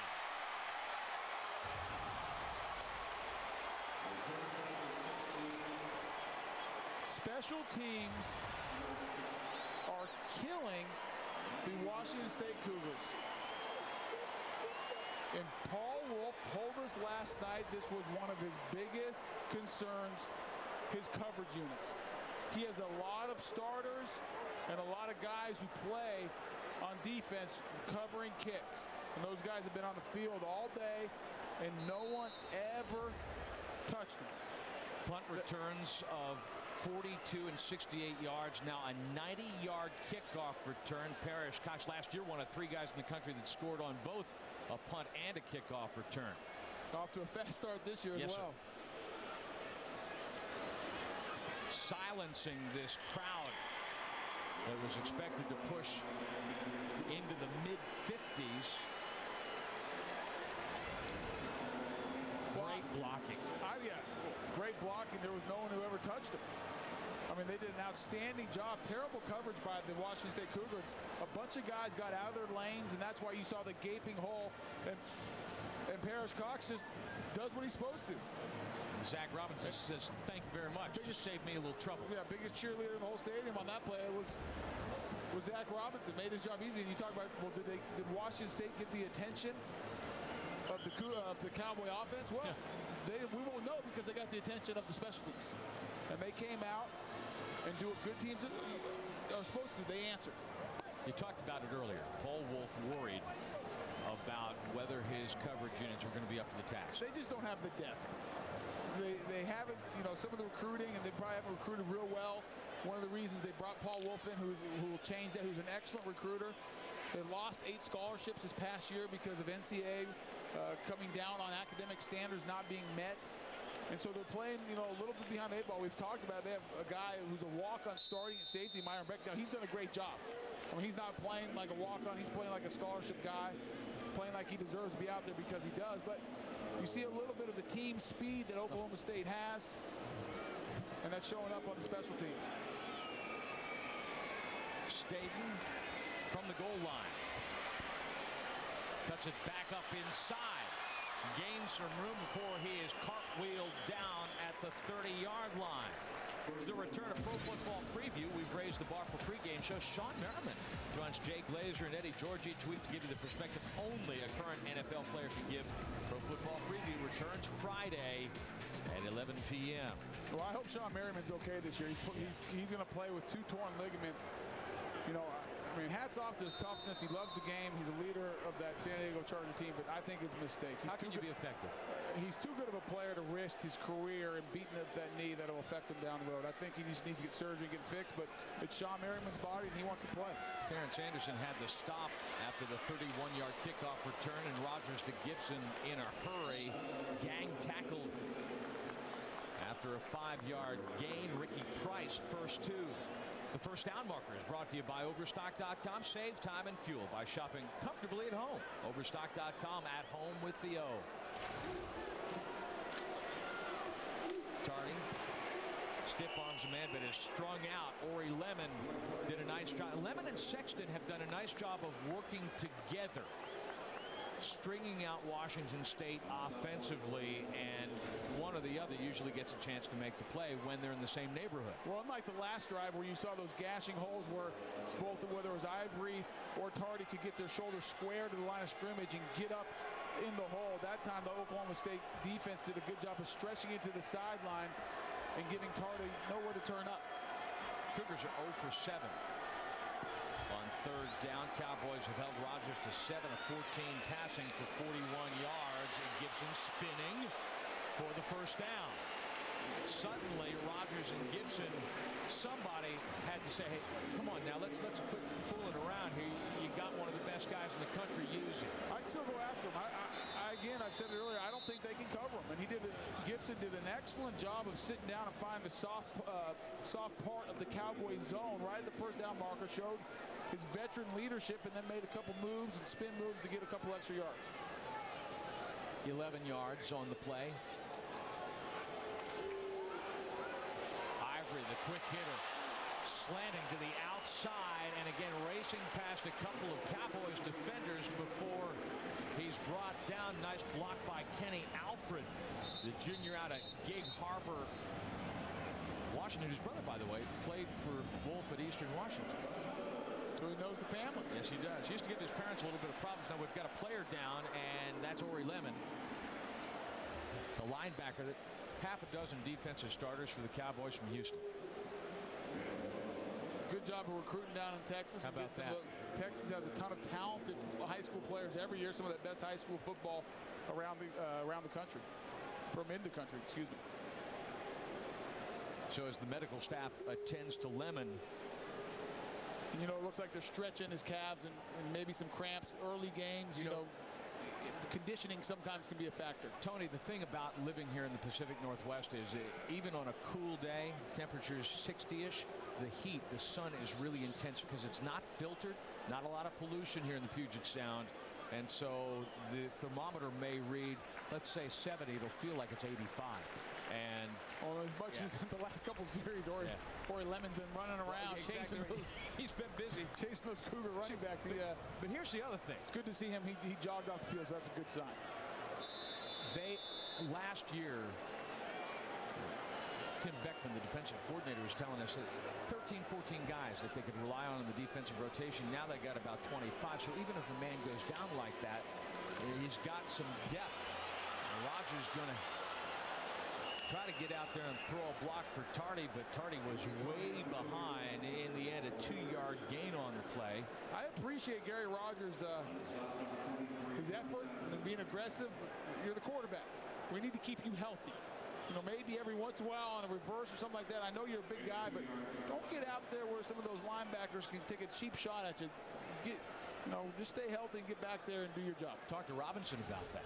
Last year, he said, I took way too many hits. I need to be more patient. I need to see the field a little bit better. And once again, the Cowboys rising up. Blatnick making the tackle after a modest gain for Tardy. They're starting to find that just a little bit and flowing to the football very, very well. If I'm Gary Rodgers, I find out where Brandon Gibson is and let him go to work. Big third down, you need a play, you go find your best receiver. Just like he did in the Apple Cup last year. The season-ending defeat of the University of Washington up the road here at Husky Stadium. He's going to roll, and he's going to look for Gibson. Whoa, he is just blasted out of bounds by Quentin Moore, the safety. Gracious. Moore says, okay, this is how we play in the Big 12, son. And Moore laying Gibson out, but not before Gibson finds the sticks and moves the chains. And Brandon Gibson says, well, this is how we play in the Pac-10. We throw the ball, and you better come get me. And you can hit. Listen, big hit, and that's what you need to do if you're a Cowboy defender. But a guy like Brandon Gibson, he doesn't set records because he's afraid to go get the ball. 600-yard games last year. The reverse, Gibson, he's going to throw it. Looking to the outside, and Willis, the receiver, was covered. Matter of fact, you know what? He had Carstetter looked up, saw Carstetter was covered in the end zone, and then he goes to the second guy. I didn't see too many guys in front of him. I think he could have he had a lot of green grass, and he could have tucked in and run, but shows the versatility of a guy like Brandon Gibson. Oh, come on, you give a guy a chance to throw a pass like that. He had the big eyes. He wanted the touchdown pass. He never thought about running it. He took that. He was not going to tuck it down. And good call. There was a Cowboy out there, but he had a couple blockers. And you know, he hits that pass, and he's got a rating of like 957.34. Rodgers patting the football, waiting to see what he's got. And he didn't have an awful lot, so he just fires it down to Daniel Blackledge, who has spent a fair amount of time in sick bay during training camp. Injuries to guys who were expected to play a role have also helped set Wolf's program back here at the beginning. Tardy had a bruised knee coming off the ACL. Blackledge was dinged. Frischneck, the tight end, has had a hamstring injury. Cowboys, by comparison, have been very healthy. Another big third down. Watch Gibson down here at the bottom of your screen. Rodgers going to have to run to the other side, and he needs space that he does not have. And Oklahoma State does such a nice job of blocking downfield. And they're going to go for it. They're going to stay on the field. They need to. It's 25-6. Third quarter running down here. You need 3 points is enough. You need to get 7.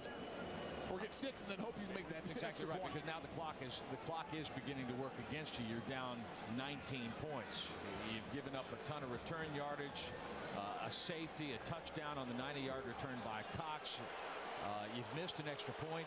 And it doesn't really allow you to do what you want to do, what you've done well so far, and that's run the ball. You need to start throwing it here to try to score quickly. It's Gibson in motion to the far side. Rodgers under a heavy rush. Gibson crossing back into the middle of the field, and he's wrestled down inside the stick.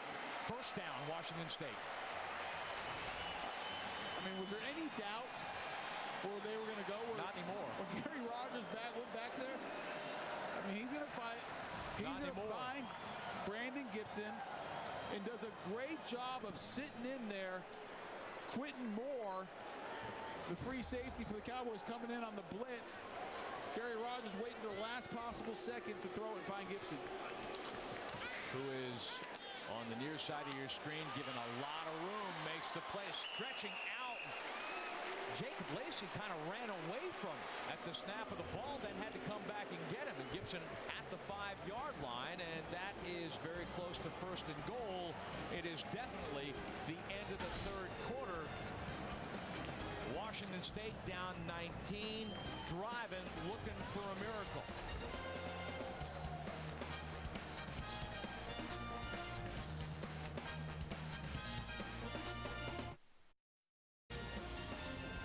College football Saturday, presented by Acura from Quest Field in Seattle. Brian Davis, Tony Baselli, Dane Blanton. Washington State starts the fourth quarter, first and goal.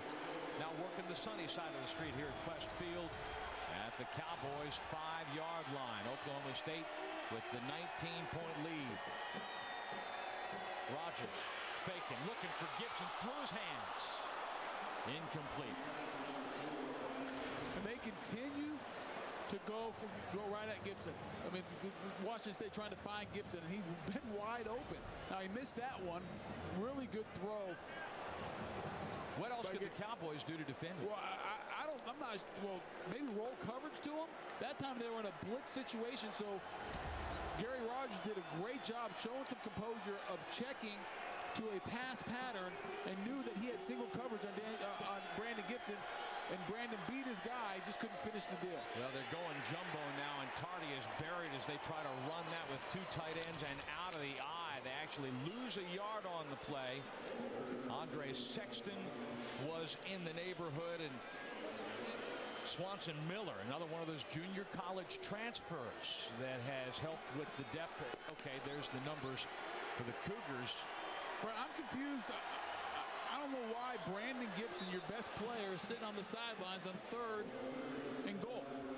I think I'm surprised he's not out there at least drawing coverage or attention to that from that Oklahoma State Cowboy defense. Well, and when you pack it in tight, you leave the defense a little extra. And now Oklahoma State is caught in the switch. They snap the football. Penalty marker is thrown at the goal line. No signal for a touchdown. Oklahoma State was still running men onto the field from the far sideline.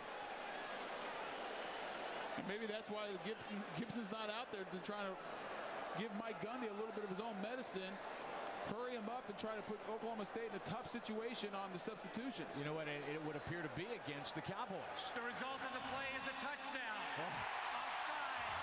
Defense. Penalty decline.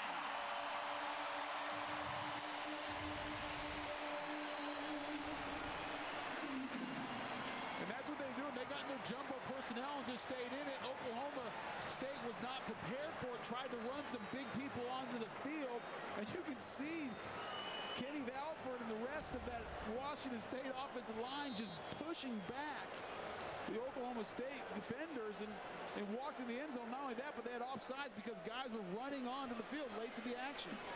Well, if you can't overpower them, dazzle them with whatever. Penner missed the extra point the first time, gets this one, and it is a 12-point game. Washington State has converted twice on 4th down and is still in this ball game.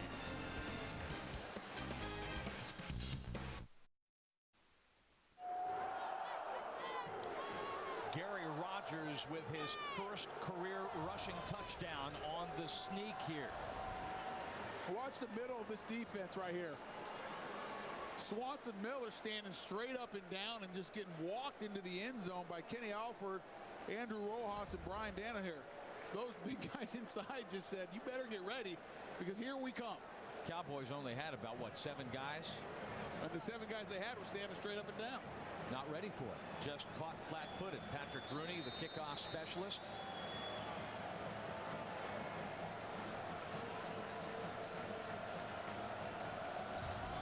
Cox. And they're going to pooch it. At the 30-yard line, Jamal Mosley, the tight end, with a 10-yard return. Dane Blanton on the sidelines. Well, I'll tell you what, last year, the Oklahoma State Cowboys, they had some frustrating losses. First to Texas, then to Texas A&M. What they're wearing, you'll notice, is this wristband right here. It says the Big 12 Champs, December 6, 2008. That's when the Big 12 Championship will take place. I talked to Andre Sexton, the linebacker. He says that the coach says if you don't think about it, you don't talk about it, it's not going to happen. But you can tell they're off on the right foot here this afternoon, leading 25-13. And Dan, you're right. Let's see if they can finish the job. They couldn't finish it a couple times last year, and was one of the reasons they weren't in the bigger bowl game, because they should have been. Washington State showing blitz backing off. Jump ball, Des Bryant. Mike Gundy says in the air. When the ball is in the air, he needs to be better off the ball, but when the ball is in the air, nobody is going to outwork Bryant, and he has a first down on the sideline. And you hit the nail on the head. Just Des Bryant going up and grabbing the ball, catching it at its highest point.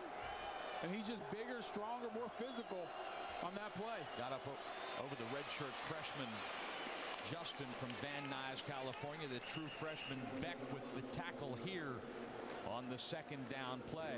On the first down play, give him about 4, bring up second down and 6.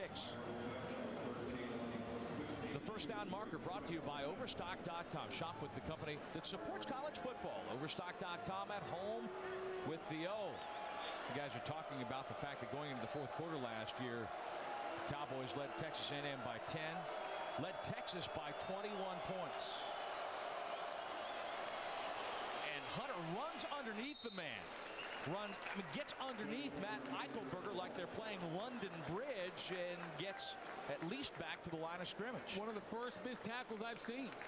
Not too many times a day have we seen the first Washington State defender at least slow down the ball carrier from Oklahoma State.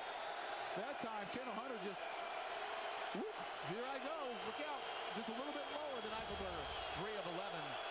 And it has been, for the most part, 3rd and long all day. 3rd and 6 or longer unofficially. I'm just going to guess here that it's been 6 or longer, 9 of these, now 12 times. Watch Kendrick Dunn on the blitz. Shows it, then backs out. And they go to Bryant just as Washington State goes to Gibson. With money on the table, you're going to go to your guy, Des Bryant. And again, working on the redshirt freshman, Justin, first down. Well, just like Oklahoma State has no answer for Brandon Gibson, Washington State has yet to figure out how to stop Des Bryant. Well, you know, the other thing, too, is that Alphonso Jackson got hit on what, in the end, we looked at the replay, and it looked like an illegal block in the back on a punt return. Jackson hasn't been in the ballgame since. And that hurts a team that's not real deep as it is. Here's Tostin taking the handoff and tripped up. Kendrick Dunn got him by the ankles and brings him down.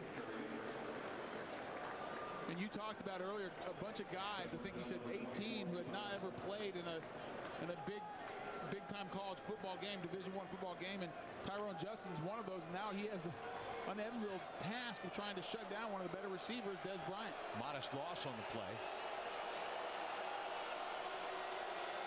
Still going to go down on the score sheet as 2nd and 11 as Robinson looks in. He's got Hunter in the backfield. Bryant to the near side, and that's where he's going. Again, a jump ball and the same result. In the end, you either switch out your defensive back or give him some help. He's just too big for Tyrone Justin. I mean, Tyrone Justin's in good position. I mean, that's not bad defense by the redshirt freshman. Des Bryant is just bigger and more athletic on that play and goes up and gets it at the highest point. Now they cheat Beck in that direction, but that opens up a seam that is filled by Corey Evans, blowing into the hole and taking the ball carrier down. Chima Wachuku, again the converted cornerback, now playing safety, sticking his nose in there and making the play. 2nd down and 5. You almost have to go find a corner on the sideline, a 6-foot guy who just go up and jump with Des Bryant, because that's their most successful play so far is the jump ball. Well, then they got to run with it.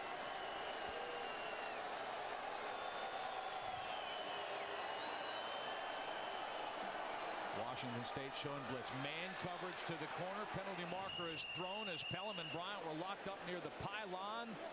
The question is, who's foul? That's going to be on Romeo Pelham. I mean, you can get the jam off the line of scrimmage, but when that ball gets in the air, you can't hold him and keep him there. And I think Romeo Pelham had his hands a little bit on him, a little bit too long. Probably going to get him for a holding. Pass interference. Defense, number 10. Ball will be placed on the 2-yard line. First down.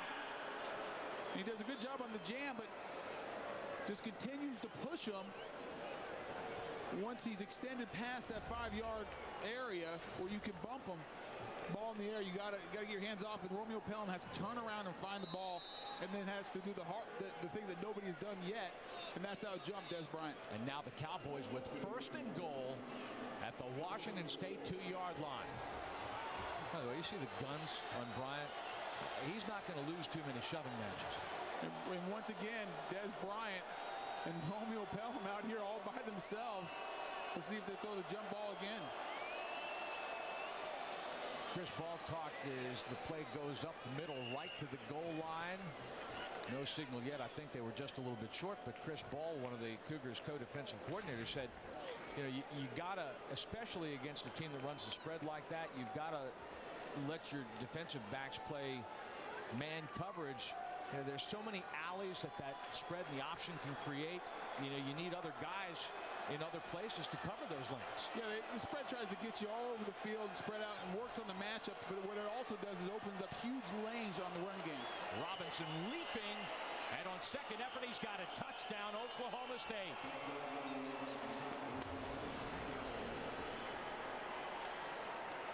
But when you're that close to the goal line, you don't really need any running lanes. You just kind of got to jump up and get over it. And Kendall Hunter was kind of had his backside there. Give him a little push. Not really supposed to do that, but no. If they don't catch you, exactly right. It's okay. When they're all focused on that white line, you know, they're not looking at somebody's fanny. As long as that ball breaks the plane of the goal line, it's a touchdown. Bailey for the extra point.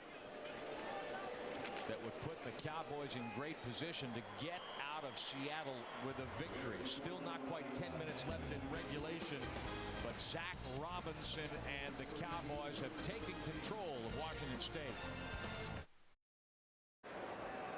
Washington State has scored a couple of touchdowns, and Oklahoma State has answered right back. First on a 90-yard kickoff returned by Parrish Cox, and now on a long drive that not only reestablished a 19-point lead, but also took a bunch of time off the clock.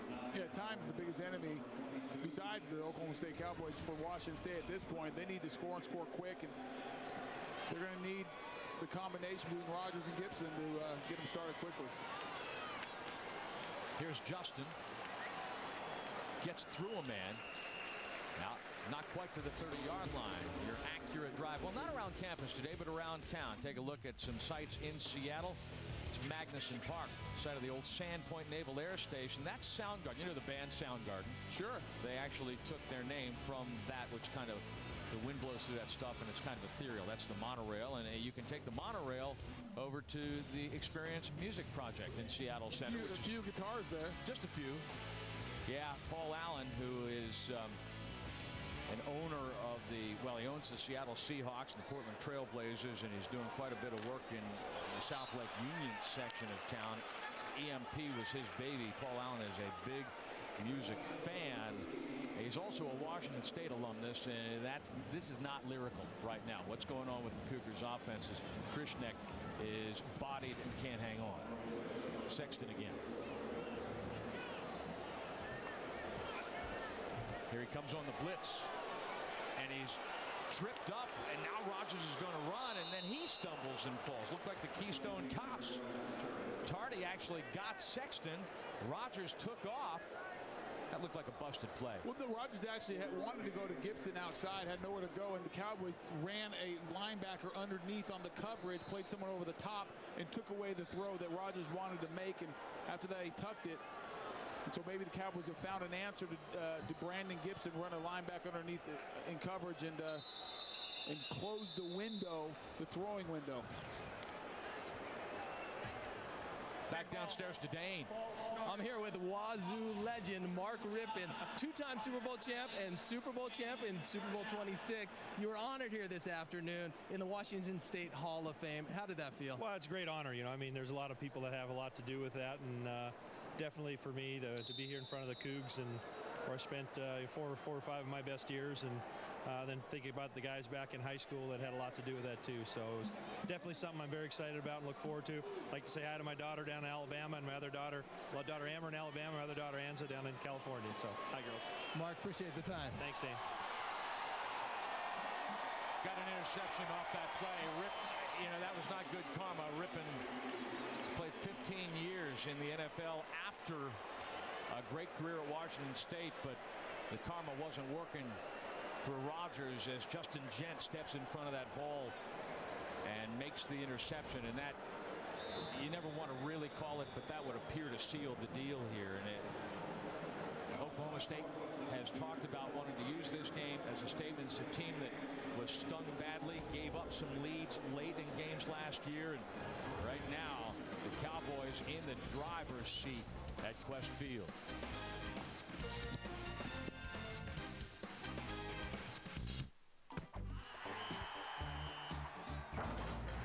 At U.S. Bank, we support athletics,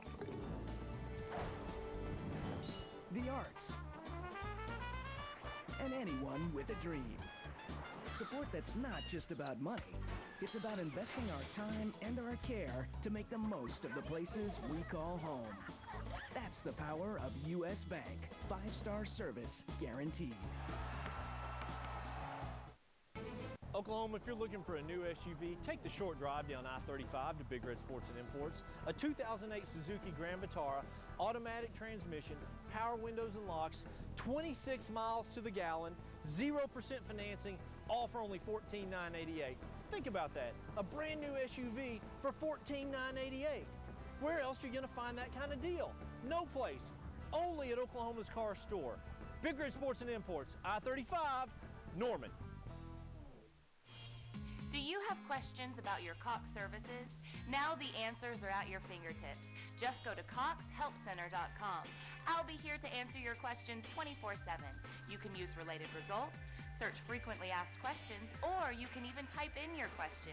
It's easy and convenient. So come see me at coxhelpcenter.com. That's CoxHealthCenter.com. Answers the easy way. From Cox Communications, your friend in the digital age. Pro Football Preview returns Friday. College Football Saturday is presented by Acura. Acura Advance. And brought to you in part by Best Buy. You happier. And by Holiday Inn Express. Stay smart. Stay at a Holiday Inn Express. Taking a look at Snoqualmie Falls out Interstate 90. About a half an hour's drive. So much here. The hills and the water. So many things to do within a very short range. You have 45 minutes east of here. You get up in the passes. You get snow in the wintertime and they have to close the highway. On a sunny day, Seattle might be one of the prettiest cities in the whole world. I have said almost virtually the same thing for the 8 years that we've lived here. There is no, and I've seen all the big ones. San Francisco is beautiful. There are a lot of great looking towns around these United States, but on a nice day, there is no prettier city in America. And right now, Seattle's looking awfully pretty to Zach Robinson and the Cowboys, because on the misdirection now, that doesn't work out. Stripling, the linebacker, coming in for a minus play, but Cowboys are in the catbird seat. And he's got to come off a little bit, paid the price, but he did make the play. And they can't afford for anybody at this point to be hobbled. Not real deep as it is. And Stripling's a guy, we've called his name quite a few times and has been a real sure tackler today.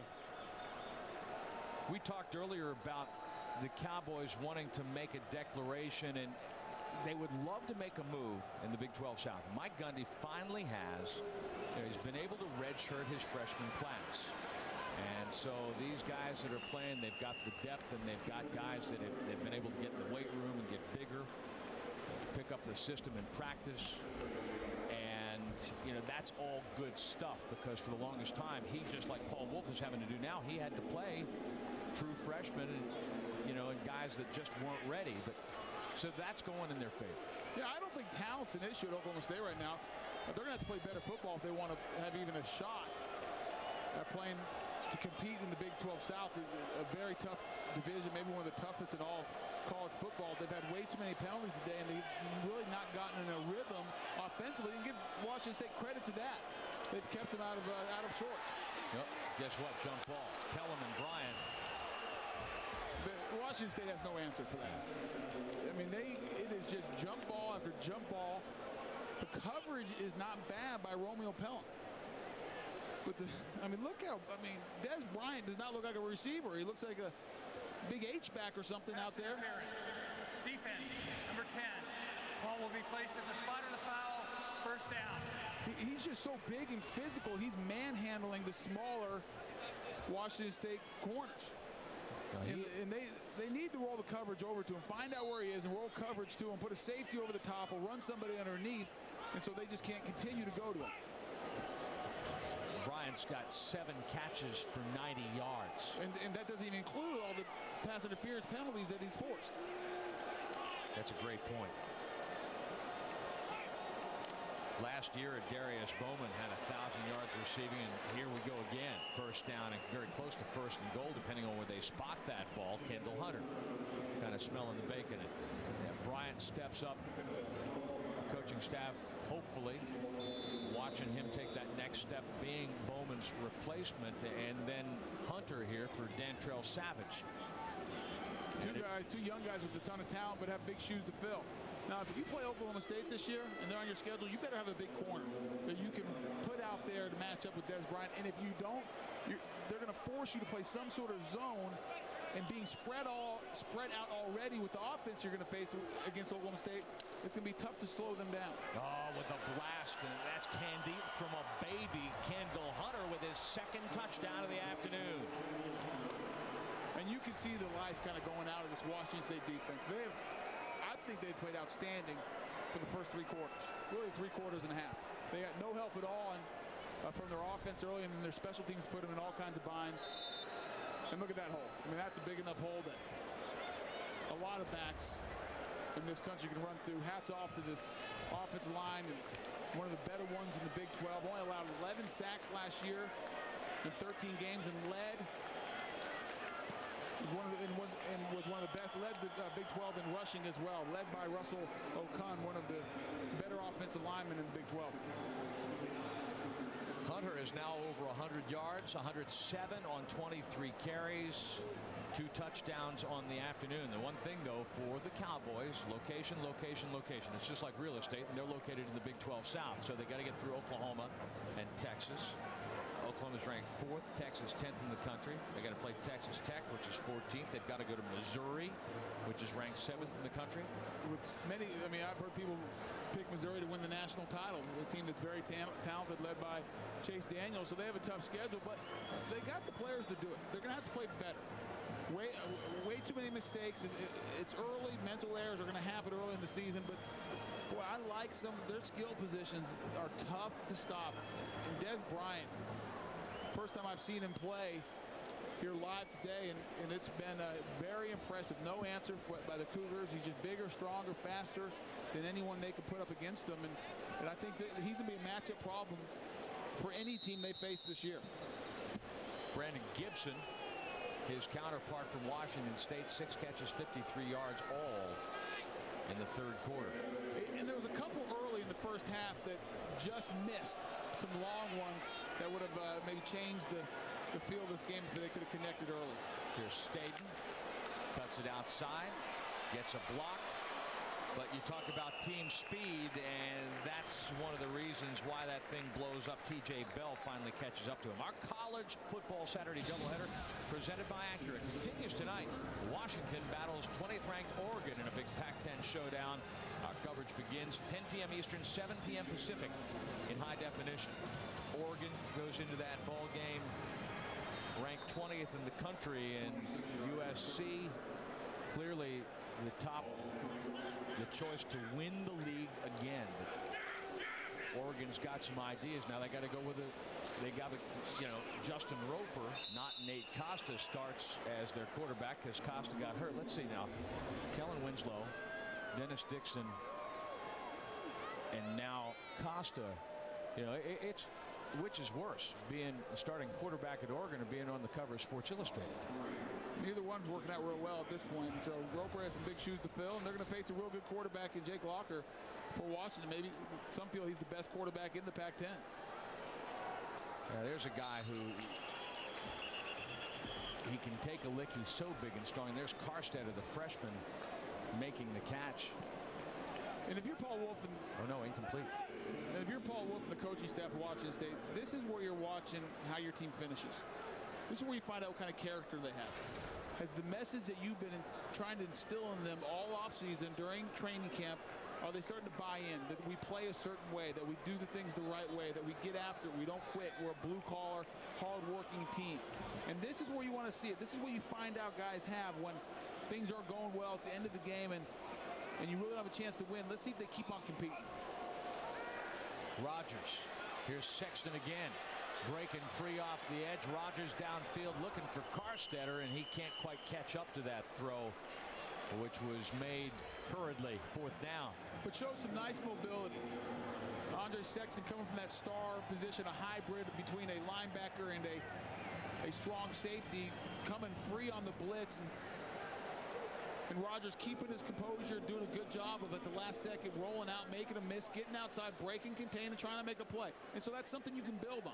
The last couple of years, Gary Rodgers has been the darling because he's come in and he's had a couple of good series, but the Cougars coaching staff was clearly committed to Alex Brink, who wound up rewriting the Washington State record books. But I got to tell you something. Gary Rodgers, finding out today that being the backup quarterback is the best job in football. Paul Wolf, though, can teach him a thing or two about adversity. Wolf grew up in Davis, California, not far from Sacramento, but then played for Jim Walden, Dennis Erickson, and Mike Price at Washington State. Went up just 3 years out of school as a graduate assistant. Wound up as the head coach 8 years at Eastern Washington and right back to Pullman. And you want to talk about adversity? Here's this man's life story. As a teenager, Paul Wolf's mother disappears. Her body was never found. Authorities suspected his dad of killing her.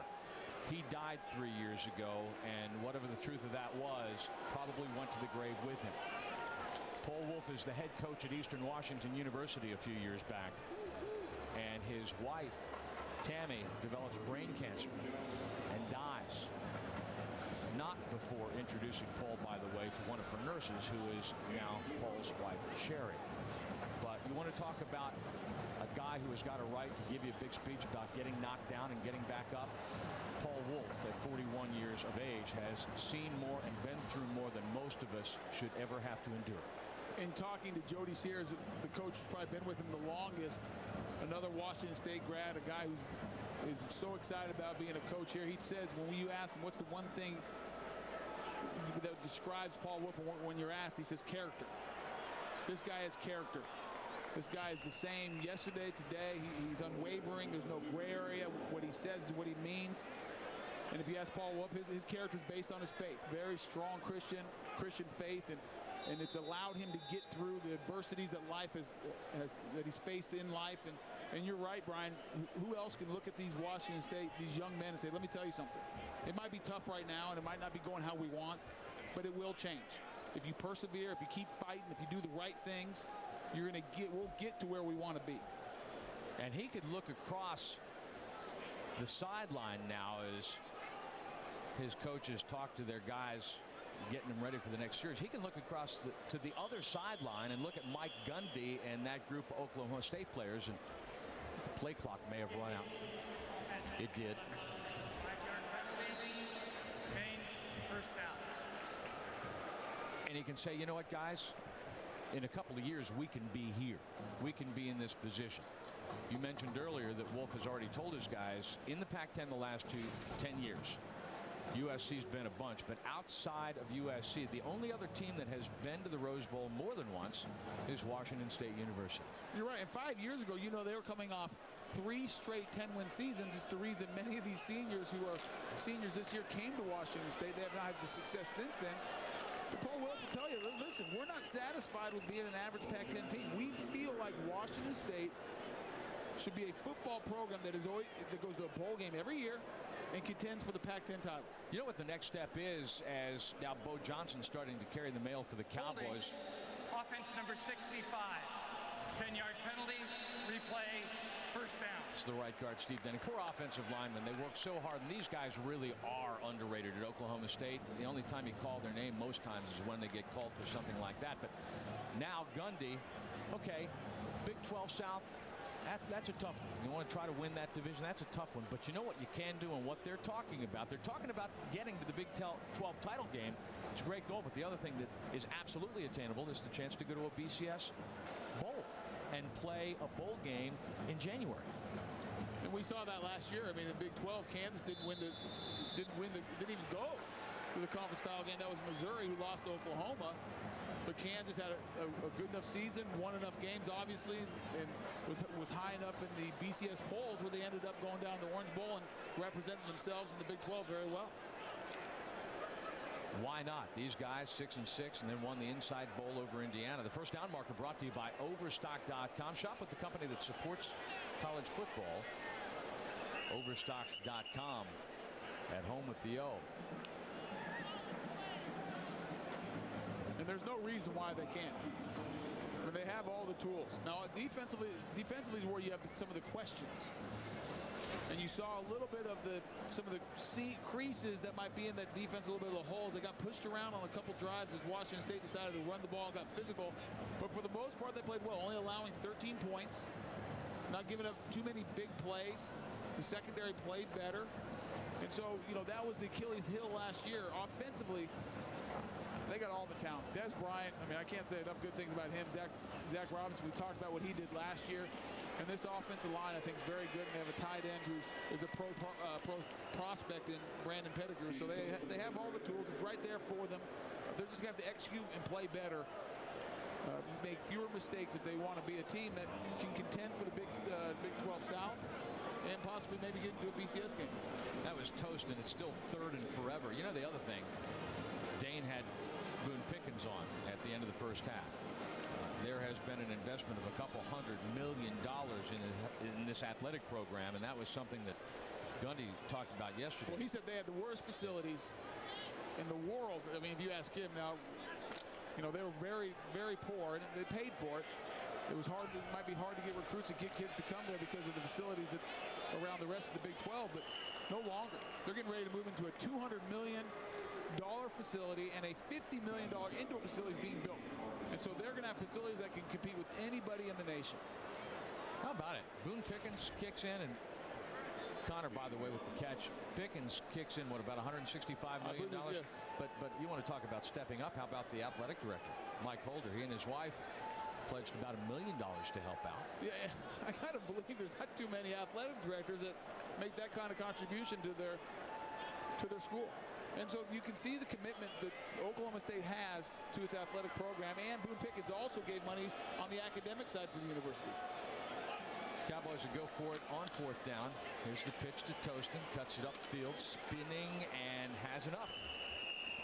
Spins out and dives forward. Now,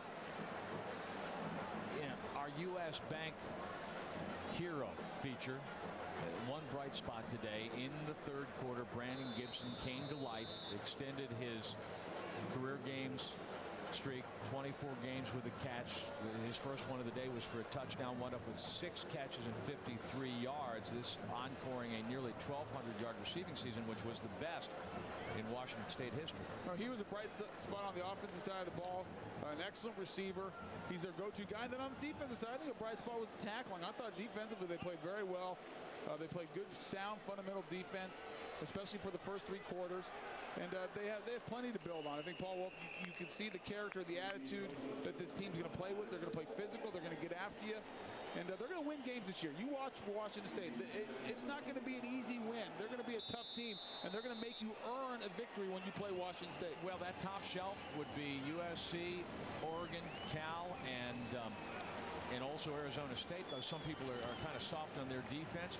So either 5 through 10 or 4 through 10 in the Pac-10, anybody could finish just about anywhere. So, you know, and for Paul Wolf, there are going to be some things that he liked. And for Mike Gundy, what he's really going to like is the victory to open the season as time expires.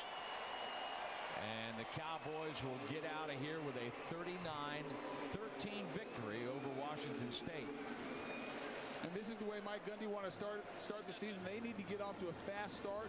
If you look at their schedule, there's no reason they should not be 5-0 as they get into the meat when they got to play Texas and Oklahoma and Missouri, 3 of the better teams, not only in their conference, but in the whole nation. So they need to start fast. Plenty to build on. Trust me, plenty of things to look at on the film tomorrow and the meat about, and to get on these guys and get them back focused for the next game they have. And then for Washington State, I think, listen, you want to win. There's no, moral victories, and none of that as an athlete, as a competitor. That's hogwash. But Paul Wolf has some things he can look at and say, okay, we have something to build on. We've said all along we're trying to build this program back to one of the upper echelon football teams in the Pac-10. That journey started today for Paul Wolf. 26-point victory off 376 yards of total offense. Dane Blanton downstairs. Here with Zach Robinson. He gets the win here today. And Zach, how would you evaluate your performance? I felt like it was all right. We came out a little rusty, and we weren't really knowing what they were going to do on defense. So we kind of had to get in the flow of things. But I felt like the second half we did well. What about your defense? Evaluate the defense.